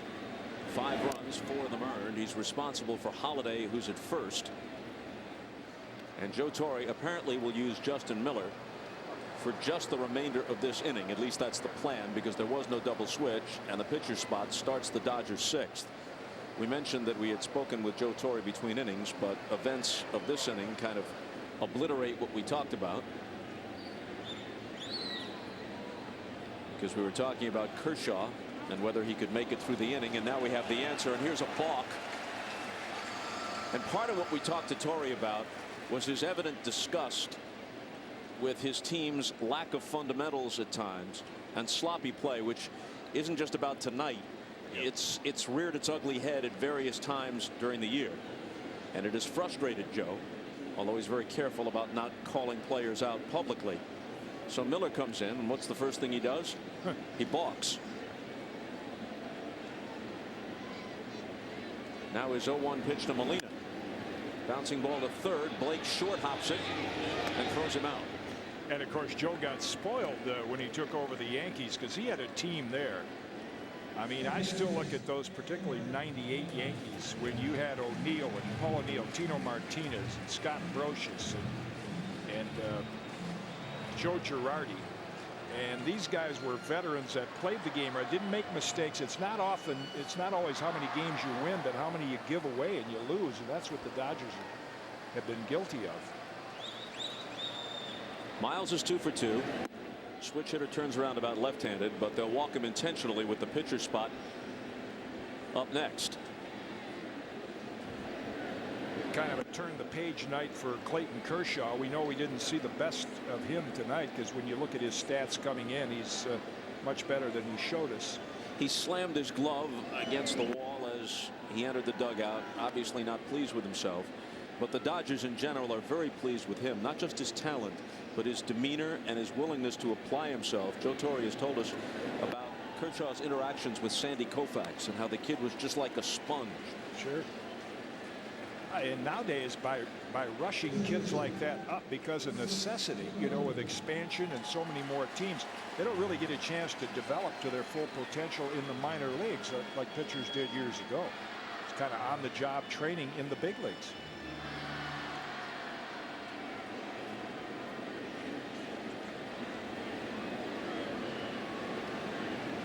Carpenter has twice tried to sacrifice. First time it worked. Second time he popped out.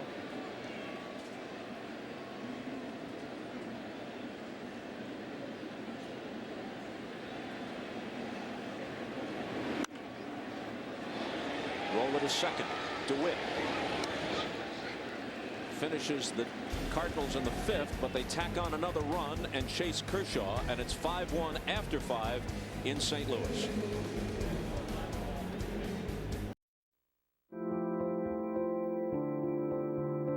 Joe Torre, Tony La Russa, 4,894 wins, 6 championships. This is baseball. This is our game. And that was the voice of that man, Mike Bertani, a Cardinal employee for more than half a century, director of stadium operations and various other posts over the years with the Cardinals, going way back. I think when I played here, Bob, Mike was the guy we went to for tickets, right? Ticket manager. Yep. One time. John Jay is the new Cardinal right fielder. Garrett Anderson, perhaps in the twilight of an excellent career at age 38, hitting just 179 with 2 home runs, comes off the bench to bat for Miller. 1-2.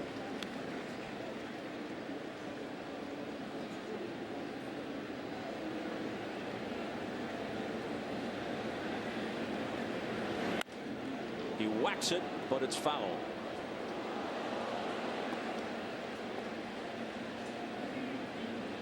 Guy loses his hat. But he got the ball. Some other aspect of his belongings. I'm not sure he got the ball. He got his I glasses. think somebody else might have gotten it. Bouncing ball speared by Carpenter. And Anderson is retired. Guy lost his hat, his glasses, his dignity, and didn't get the ball. Major League Baseball is proud to support Stand Up to Cancer. Visit standuptocancer.org to learn how you can help in the fight against cancer.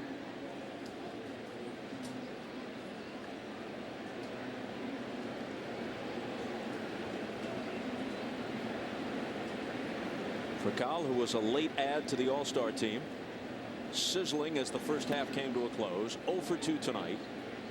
He struck out and grounded out.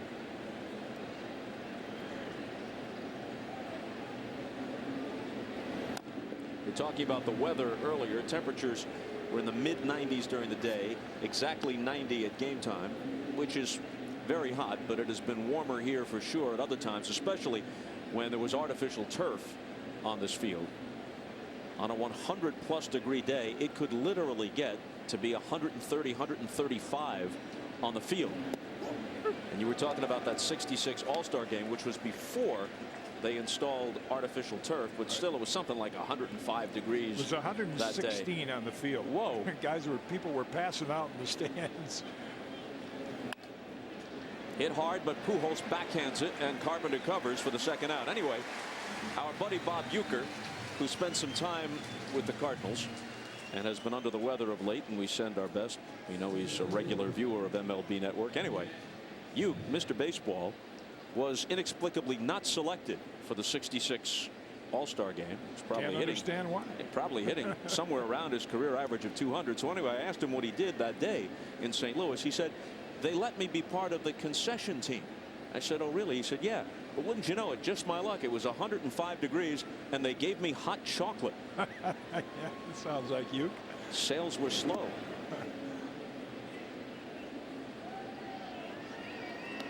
That was when All-Star game, there was some bitter rivalries in All-Star game, and Joe Cronin was the American League president. He was a little miffed that Sam Mealy took Frank Robinson out of the game in the 8th or 9th inning, and it was like 116 degrees down there. You couldn't get enough of that those cold towels in the dugout. The National League won that game 2-1. Matt Kemp's 0 for 2. Keep those hitting gloves dry. And Chris Carpenter tonight pitching like, he could pitch all night if he had to. He's been very economical. Not a lot of high pitch innings.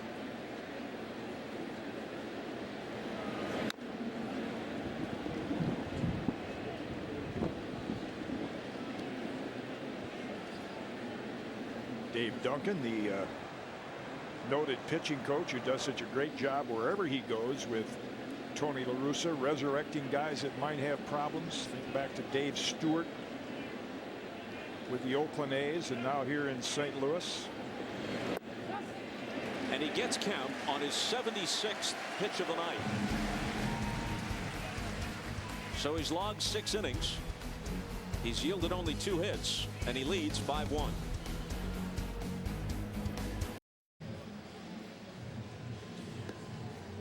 Okay, a while ago we posed the question, which Dodger reliever gave up the homer to number 1 Ozzie Smith at 1 Game 5 of the 1985 NLCS between the Cardinals and Dodgers here in St. Louis? The answer is Tom Niedenfuhr, who later pitched for the Cardinals, but was a stalwart of the Dodger bullpen then, but had a rough October, as we'll detail in a moment. So the answer is Niedenfuhr. Joe Torre hopes the answer to keeping this one reasonably close tonight is Travis Schlichting. 6'4", 190, 25 years old, drafted as an infielder, played in the minors for several seasons before becoming a pitcher in mid-06. Brendan Ryan, who's 0 for 2, bluffs a bunt and takes a ball. So it tells you that he didn't hit too well, but he's got a great arm.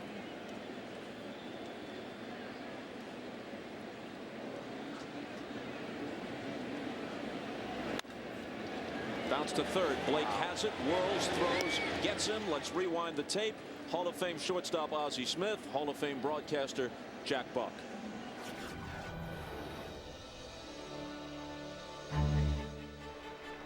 Smith corks one into right down the line.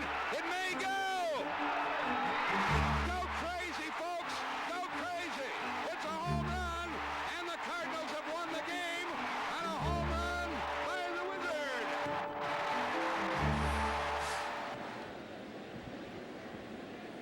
One of the great baseball broadcasters ever, and to think that for a long stretch of time in the 50s, 60s, early 70s, Jack Buck shared a booth with Harry Carey, 2 of the most dynamic announcers the game has ever known.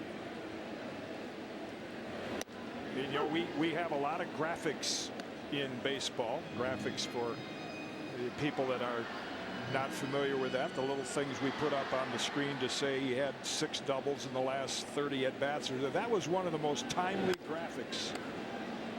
Bounce back to the mound. Schlichting takes care of Lopez, and the graphic said that Ozzie Smith had never hit a home run left-handed in his entire career. Yeah, it was like thousands of at-bats, wasn't it? And then boom, there he goes. Graphic put up by a young associate producer still with NBC named Ricky Diamond. Wow. And on the next pitch, bam, go crazy, folks. Go crazy. Well, it was one of my treats playing here with the Wizard and see his wizardry. Rasmus has walked, doubled, struck out. So the Cardinals took a 3-2 lead back to Los Angeles. And Tommy Lasorda entrusted Niedenfuhr with a lead again. He struck Jack Clark out in the 7th inning. But those were the days when relievers worked longer stints. And Clark came up again in the 9th.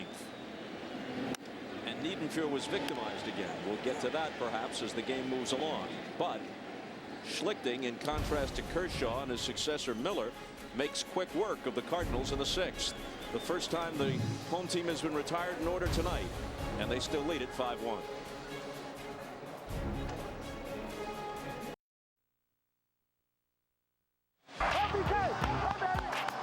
MLB Network takes you from the dugout to the front office with one of the most outspoken management teams in the game.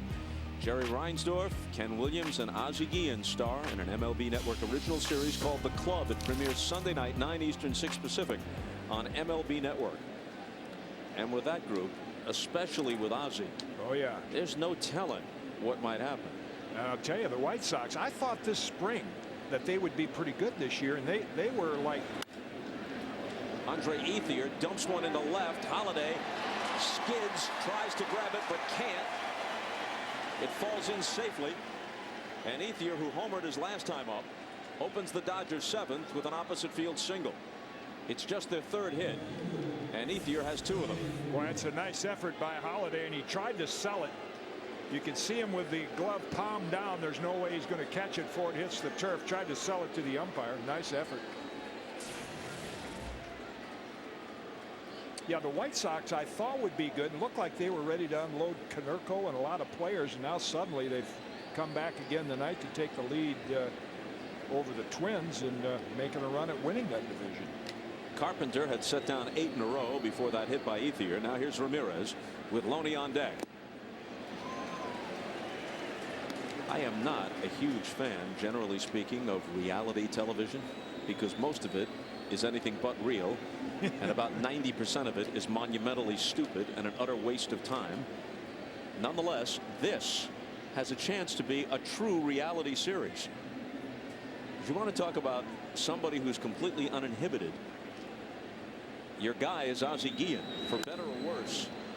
Manny shoots one toward the gap in left center field. Holliday gets over and makes the catch. And back to first goes Ethier.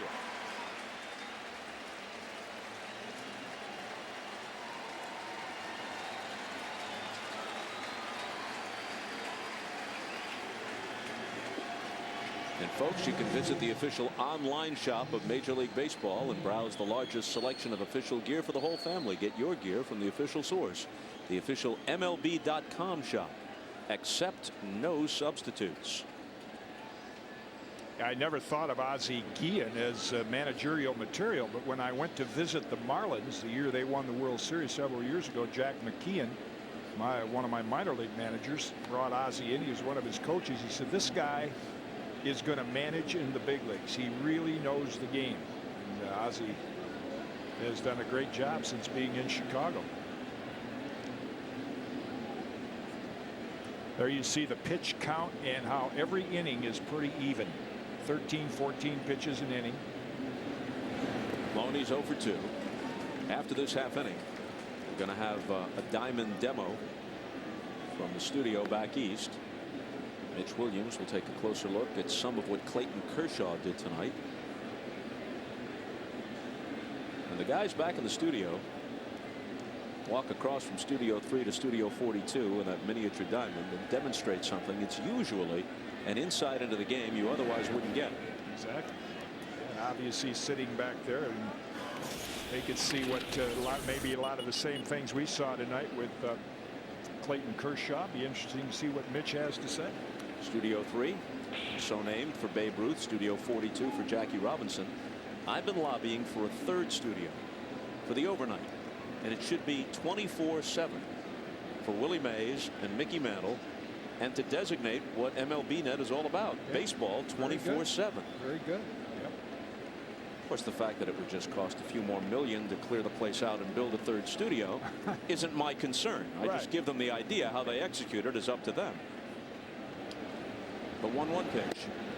Well, it's just one less utility player you carry on your roster. A few million.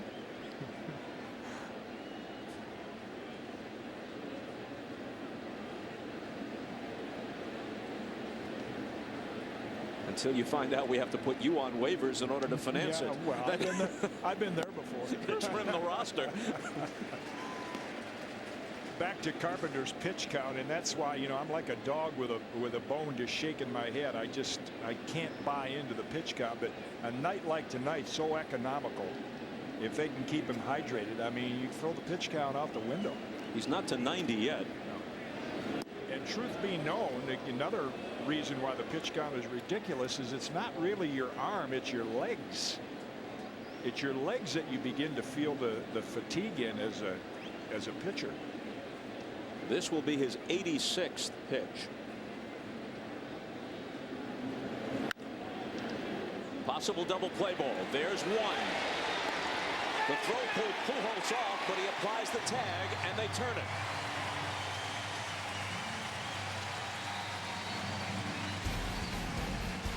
So that finishes the Dodgers in the 7th. And as they stretch in St. Louis, it's time for an MLB Authentic Collection Diamond Demo. Here's Mitch Williams on Clayton Kershaw.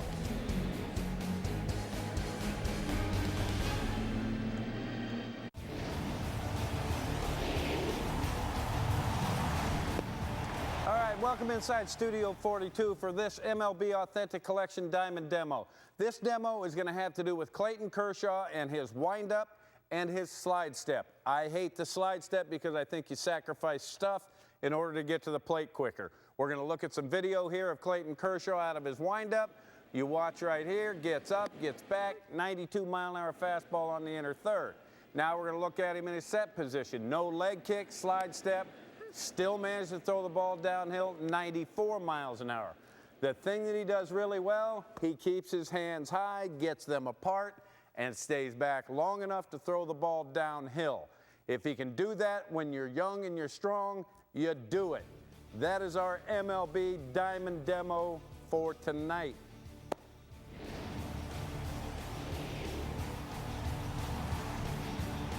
Your grandfather never misses a chance to tell you he saw Joe DiMaggio play the field. Or maybe it's your dad telling you he saw Hank Aaron go deep. Now's your chance to tell your kids that you saw Albert Pujols do everything. This guy is so good.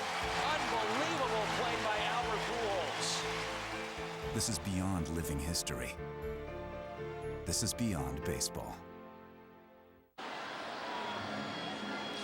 Here are the State Farm Cardinal home run leaders. Pujols atop that list, and not far off the league lead. There's a three-way tie at the top with 22. In on his fists, Blake, long throw across the diamond to get him.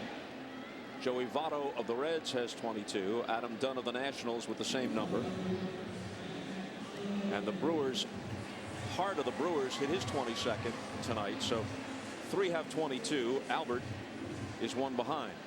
Corey Hart, quite a story. Went to the All-Star game, and this spring his teammate Ryan Braun felt badly enough for him. He thought he might even get released. He couldn't make the lineup, and starting lineup, and suddenly he's an All-Star. Travis Schlichting has retired all four hitters he's faced. Here's Holiday, RBI ground out, intentional walk, and a single.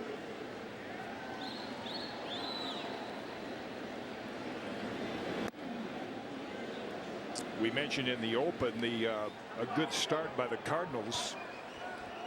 Extra important because psychologically the Reds, Joey Votto, one of your MVP candidates for the Reds, they finished before the All-Star break being swept by the Phillies. So psychologically, you know, they're going to watch these Cardinals if they get off to a good start, and you'd have to handicap the division and say certainly the Cardinals are the favorite with their experience and with Wainwright and Carpenter.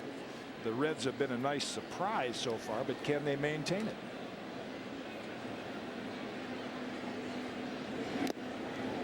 Tomorrow night, Jaime Garcia against Chad Billingsley as the series continues. Then it's Wainwright and Kuroda, and then it finishes up with Jeff Suppan, who some years ago was very effective for the Cardinals. He's 0-5 now with an ERA of better than 6. As they await the return of Penny and Loesch from the disabled list. Suppan against Padilla on Sunday as the series concludes. Joe Torre will turn 70 over the weekend. Still plenty of energy. Nights like this will tack on more than just one birthday. Yeah. And unfortunately, even though they're still in the race, the Dodgers have had quite a few nights like this. Not just losing nights, but nights where a manager shakes his head. Remember the game against the Yankees where Loney, who generally speaking is a very aware young guy, tried to step on the bag at first and then come to the plate with a very speedy Curtis Granderson at third, breaking on contact. Couldn't get him. Had he come straight home, would have cut him down as Holiday draws the walk. And maybe the Dodgers win it right there and take 2 out of 3 from the Yankees. Instead, the Yanks get that run. The game goes to extra innings and they lose it. But Joe told us, as frustrating and painful as that defeat was on national TV on a Sunday night, I told my guys, look, you took the field 3 times against the New York Yankees, maybe the best team in baseball. You very well could have won 2 out of 3. You held your own with a team of that quality. That's what we take away from this. And then they went to San Francisco and won 3 straight.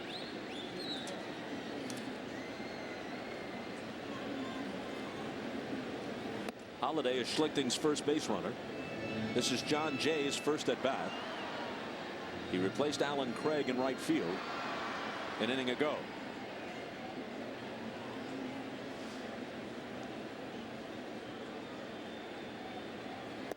Tough to prolong a hitting streak when you get only one at bat, which is the likely situation for Jay tonight. He's hitting 11 straight. Those not familiar with Jay getting an opportunity to play as Craig is now because of the injury to Ryan Ludwig.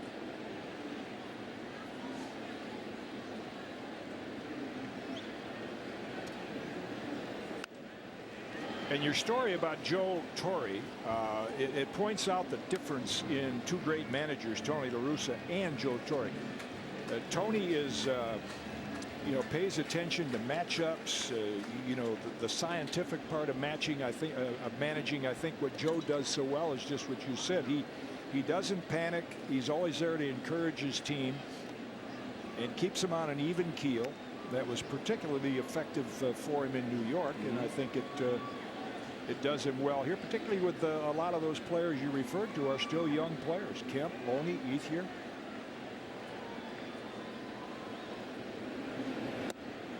Joe was such an interesting counterpoint to the atmosphere and organizational philosophy established by George Steinbrenner, who passed away this week, of course.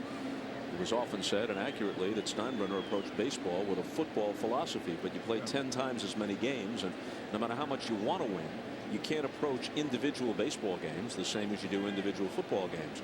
And Joe had a long view that proved to be very effective. There's an effective swing by John Jay, who in fact has hit in 12 straight, and he's got an RBI as it goes all the way to the corner, and Holiday scores to make it 6-1. So one at bat was all he needed to prolong the hitting streak. And that's a manager's favorite run late in the game. There you see that pitch away from him. Jay slaps it the other way. The favorite run being with Holiday picking up the flight of the ball and scoring. The Cardinals now have a 5-run lead. Late in the game, they want to build that lead to 5. It eliminates the grand slam homer from tying up the ball game. That's why oftentimes managers will play for that run to try to get the lead to 5. Cardinals have it. Molina's 1 for 3. He singled and scored in the 4th. You played briefly for Steinbrenner's Yankees. You were a broadcaster on Steinbrenner's Yes Network. Your thoughts? Well, I knew George in 2 ways. First, as a player, where we had a very adversarial relationship because I felt that he backed off on some promises that he made. And in those days, I had dealt with owners like Ruly Carpenter in Philadelphia, general manager like Roland Heeman, where it was take a man at his word. So George and I went a long period of time where we kind of glared at one another, weren't friendly, but he welcomed me into the broadcast family of the Yankees. He even had me throw out ceremonial first pitch, did a little tribute for me on my retirement. And I really came to have a very nice relationship with him, because when the Yankees would lose a game, I'd get on the elevator. If he happened to be there, I'd say, you got a mare and foal to AP Indy?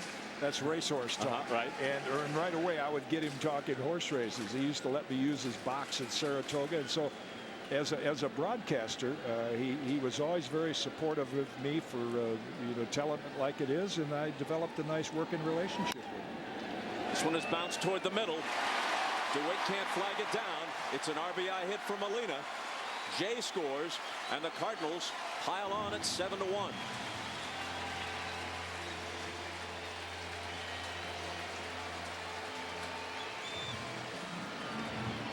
Another big hit, because that gives Tony La Russa an option as Molina takes it right back up the middle for an RBI single with a 6-run lead. And on a night like tonight, he may now feel a little more comfortable with taking Carpenter out of the game.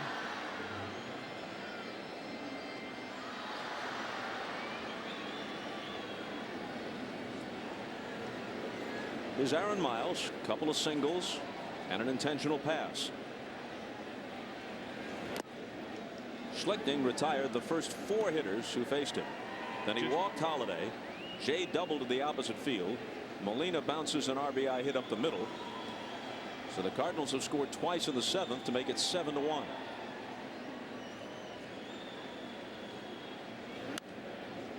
Just another little tidbit on working in the. I never really worked for George directly as an announcer, but obviously he could get rid of you if he wanted to. And every now and then I would hear rumblings from either someone from the network or from, oh, George is in Tampa. I don't think he's going to like what you said about this or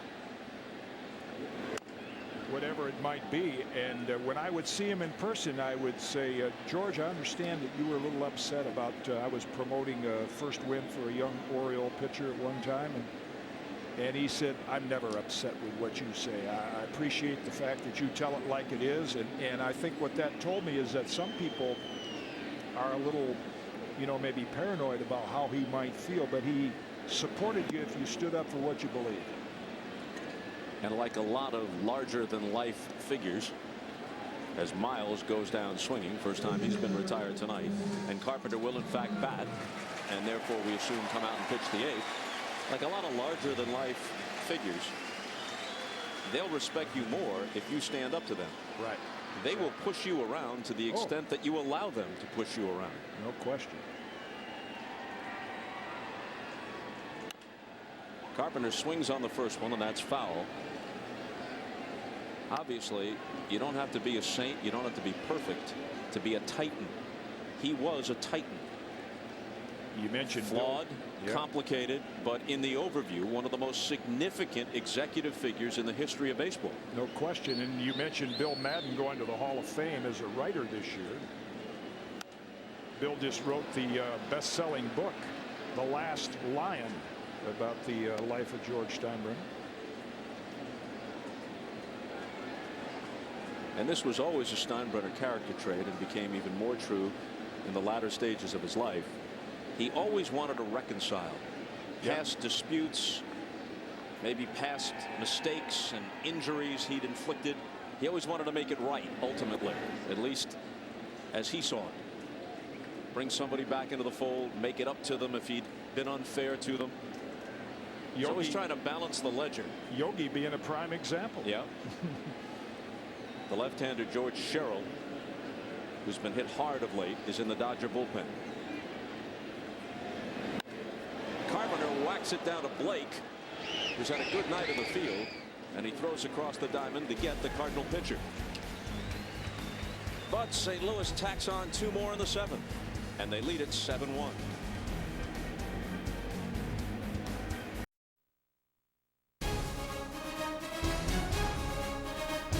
Chevrolet. Every model is backed by a 100,000-mile, 5-year powertrain limited warranty, and sponsored in part by the Capital One Venture Card.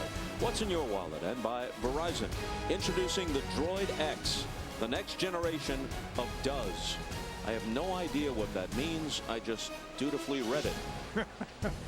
I no more understand that. I think it means the Droid X is going to be better than the original Droid. Oh, we can only hope so. Carpenter was late getting out to the mound because of this. Read his lips. Where's my hat? Yeah.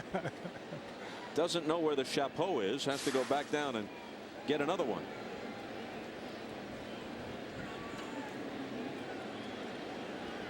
The man.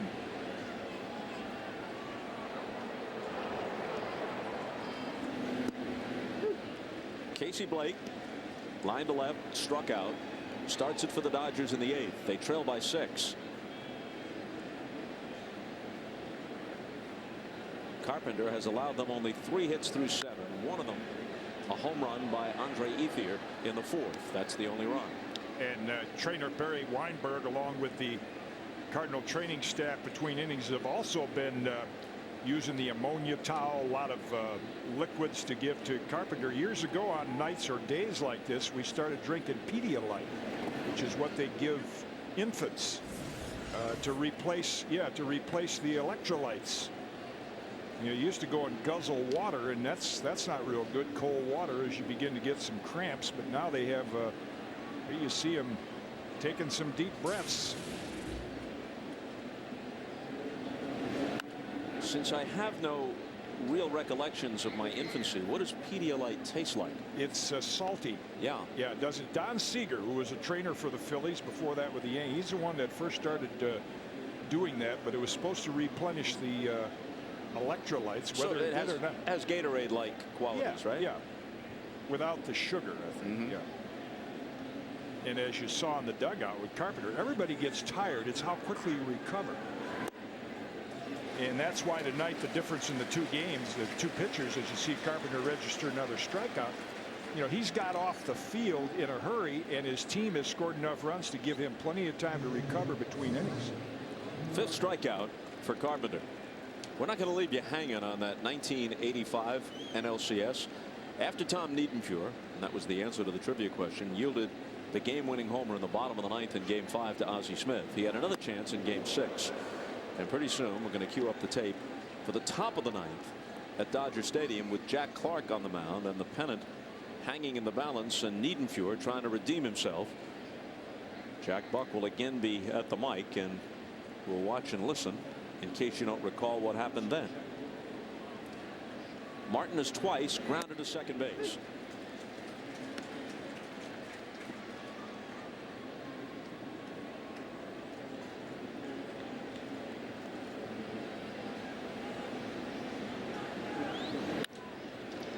Hit sharply into center field for a base hit.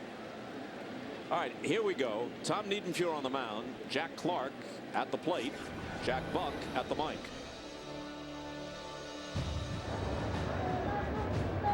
Swinging a long one into left field. Adios, goodbye, and maybe that's the winner. And the Cardinals lead by the score of 7-5, and they may go to the World Series on that one, folks. Which they did, where they ultimately had a 3-1 lead on Kansas City, and the Royals came back and won it in 7, denying Whitey Herzog a world championship. Whitey in attendance at the game tonight, and just a week and a half removed from his induction into the Baseball Hall of Fame on July 25th.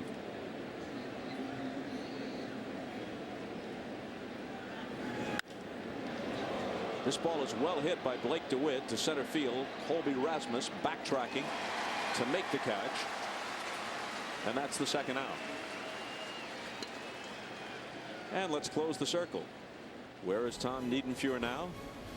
After finishing up his career in 1990 with the Cardinals, relaxing in Sarasota, playing golf. Has a couple of daughters with his wife Judy Landers, the former actress. Daughter Lindsay is 21. Daughter Christy 19. Extremely nice guy who has a number of great baseball memories. You saw one of them up there. But the 5th and 6th games of the '85 LCS, not among them. Here's Ronnie Belliard in a pinch hitting role.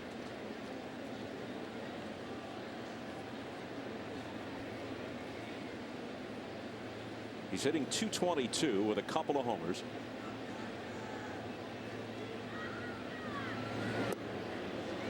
Was an all-star way back when in '04 for the Indians. He's bounced around, been with a lot of teams, including the Nationals and the Brewers. Hooked on with the Dodgers in '09.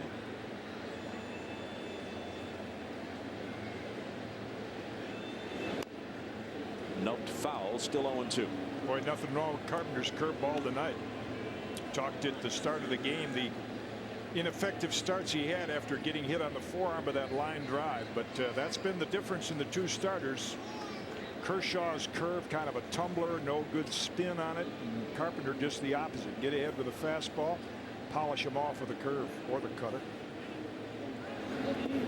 That one bounces up there. It was his 100th pitch of the night.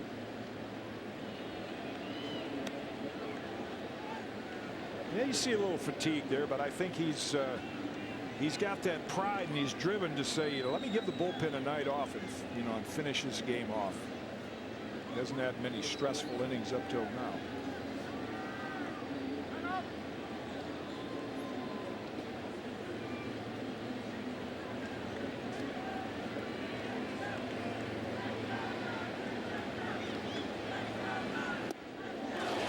That's strikeout number 6 for Carpenter on pitch number 101 to the bottom of the 8th. Still 7-1 Cardinals.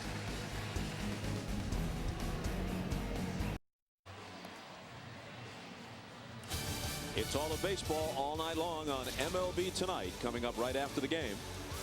You can also see MLB Tonight Sundays at 5 Eastern, 2 Pacific to catch up on all the weekend action. It's baseball's show of record on MLB Network. Tonight, Greg Amsinger's in the studio along with Billy Ripken and Mitch Williams. Congratulations all around for Chris Carpenter. He allowed 4 hits. The homer by Andre Ethier in the 4th spoiled his bid for a shutout. Struck out 6, walked nobody in an economical and efficient outing. Here's George Sherrill, cuffed around to the tune of an ERA of 7.32 and a record of 0-1 in 34 appearances prior to tonight. Brendan Ryan, the shortstop, is 0 for 3. Further reducing the batting average, which stood at 194 at the beginning of the game.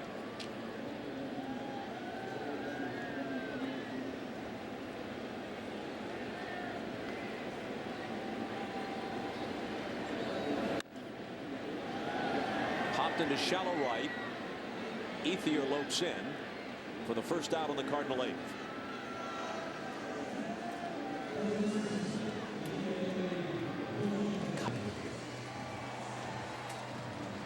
This copyrighted telecast is presented by authority of the Office of the Commissioner of Baseball, may not be reproduced or retransmitted in any form, and the accounts and descriptions of this game may not be disseminated without express written consent. But then, as a baseball fan, you knew that. Saw Chris Carpenter getting the congratulatory handshakes in the dugout, and what a treat it has been to watch him go about his business. Pitching like you dreamed it would be. I mean, no nonsense, not afraid of contact. And his record is about to go to 10-3. And even more important for Tony La Russa, since he had some difficult outings following the line drive hitting him on his pitching arm a few weeks ago, had trouble with command of his curveball in subsequent outings. Tonight, those problems seem to be behind him. Yeah, I think others worried about it more than he did. It's not a save situation with a 7-1 lead, so Mitchell Boggs is up and throwing, right-hander, in the Cardinal bullpen, and apparently they'll give him the ball in the 9th. Lopez fans, and that's the second out in the 8th. So he's 1 for 4 with a walk tonight. And that'll bring up Colby Rasmus. Even though it's mop-up duty, this could be important. And now Rasmus is called back, and the switch hitting veteran Randy Winn comes up to hit for him. This could be important for Sherrill just to bolster his confidence.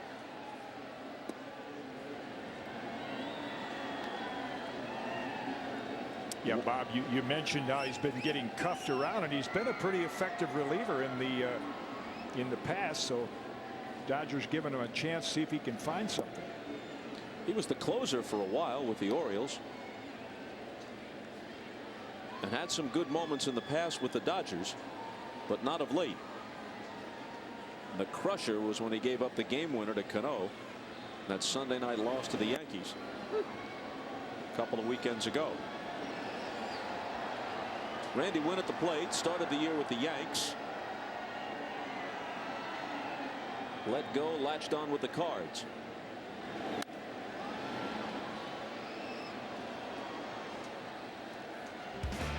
This Saturday night, the Rangers will be in Boston. A battle of postseason hopefuls. Cliff Lee is due to throw against the Red Sox at Fenway. Rangers Red Sox, 7 Eastern, 4 Pacific on MLB Network. Saturday Night Baseball presented by Chrysler.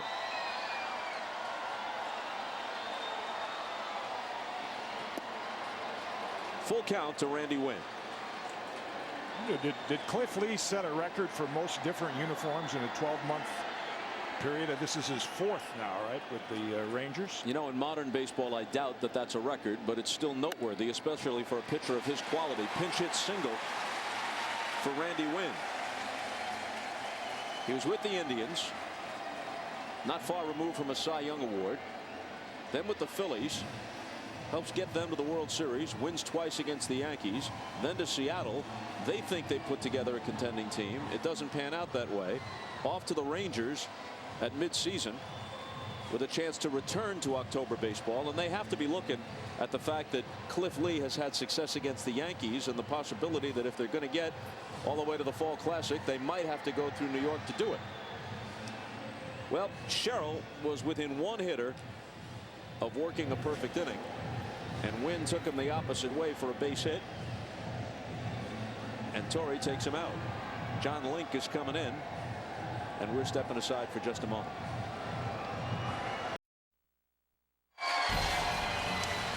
Welcome back to MLB Network's Thursday Night Baseball, driven by Chevrolet from St. Louis with Jim Cott. I'm Bob Costas.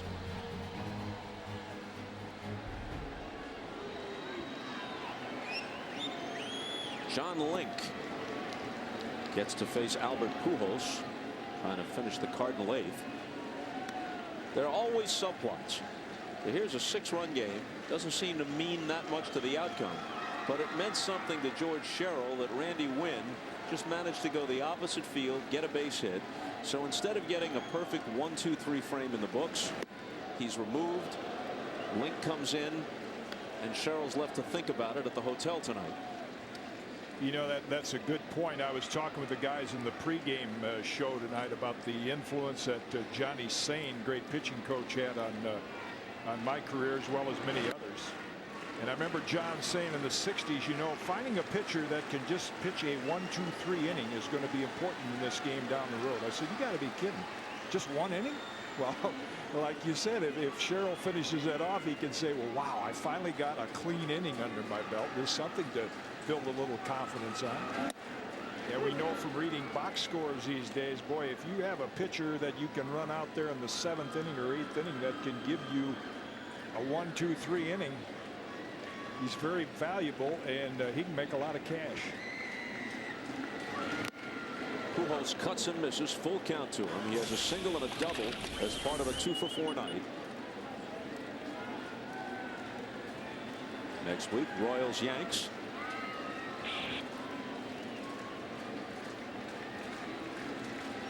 On Thursday Night Baseball, Link steps off. Wynn is not being held by Loney.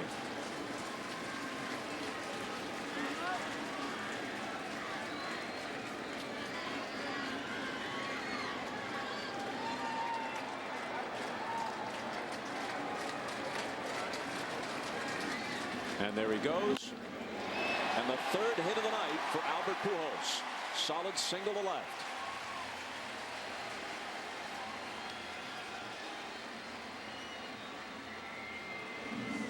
He's a career .334 hitter who hit .308 through the first half. And that had some people, as we mentioned earlier, asking the seemingly incredible question. Anything wrong with Albert? Yeah. I don't know. Nothing that a few high breaking balls wouldn't help, and that's what he's done tonight. Very much like Manny, outstanding breaking ball hitter, unless you get it in an absolutely perfect spot.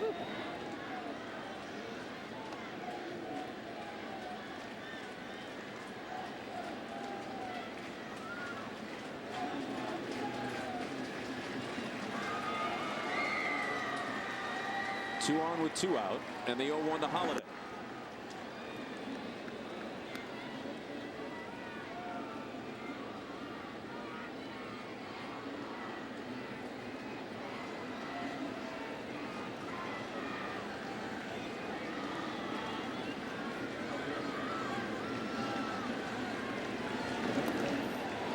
It gets by Martin, and the runners move up.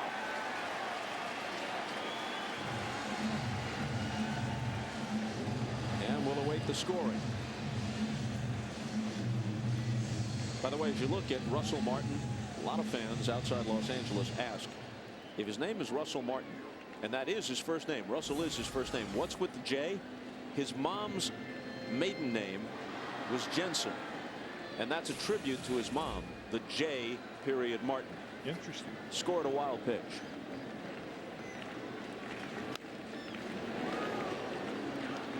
Two and two now to Holiday. And at this point, Joe Torre who has seen a whole lot of ball games, you never give up, but you may be saying, I wonder what's on the room service menu. Yeah, or what can I tell my team tonight or tomorrow?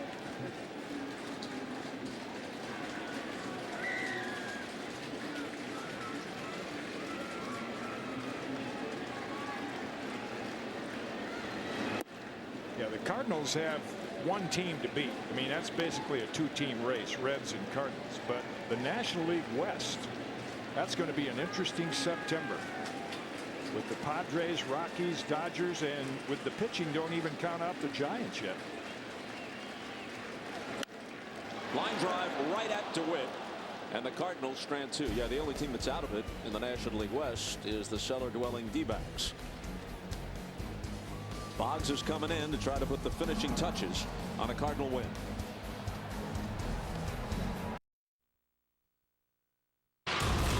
Well, we were treated to some night of pitching by Chris Carpenter. It started with the first hitter of the game. Nice late moving fastball striking out for Kyle. Had the cutter going. Another little slider there, and then off-speed pitch down in the strike zone. Polishes it off with a good 12-6 curve. Reminded me a lot of great Steve Carlton that I played with, Bob, when Lefty was completely oblivious of who the hitter was. He's just playing catch with Tim McCarver, and that's what Carpenter was doing tonight with Molina. Wynn takes over in center. And Mitchell Boggs at age 26 comes on. He's from Dalton, Georgia, 6'4" and 215. His record this year solely out of the bullpen is 1-2. And his ERA is 2.54, and there you see some of his other numbers for Tony La Russa and Dave Duncan. His 1-1 pitch to Furcal. Yeah, when you look at the save totals, and Ryan Franklin has a high percentage, but not that many opportunities, leads you to believe the Cardinals haven't been involved in a lot of one-run games. They're either getting blown out or they're winning by 5 or 6 like they are tonight. Furcal, who came in hitting .333, is 0 for 3. Did he go? He did. And he wears an 0 for 4 collar for the night.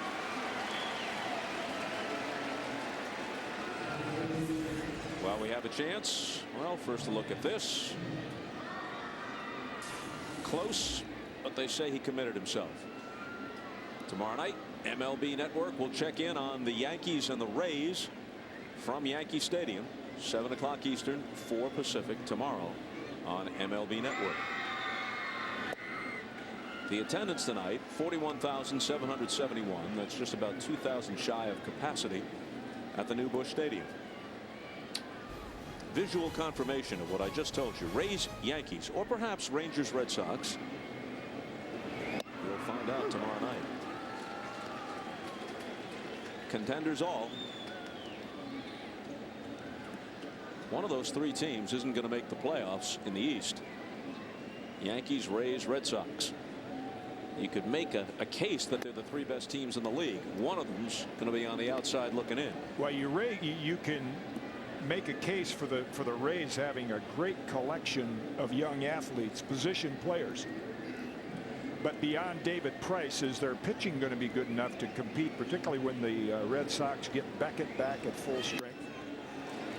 Wow, impressive by Boggs. So the Yankees and the Red Sox, when you look at their frontline starters, I think have an edge on the Rays. But boy, do they have some good position players.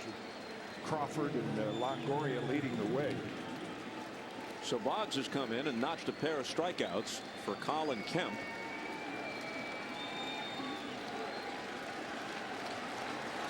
And only Ethier stands between Boggs and finishing this one off. In contrast to most of the Dodgers, he's had a good night with a homer and a single.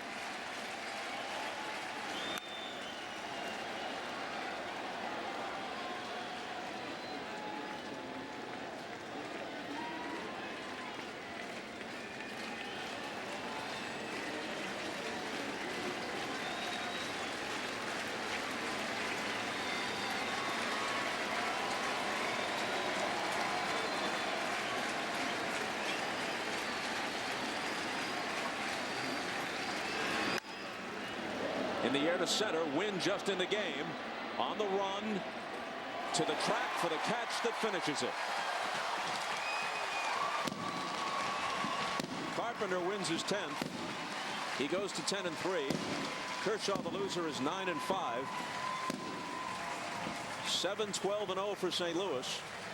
1-4-2, and both errors were costly for the Dodgers. Time of the game, 2:40, which is a victory in and of itself these days. And the tone was set early on by the two starting pitchers. Kershaw with a couple of walks to start the game, and Carpenter was sharp right from the start.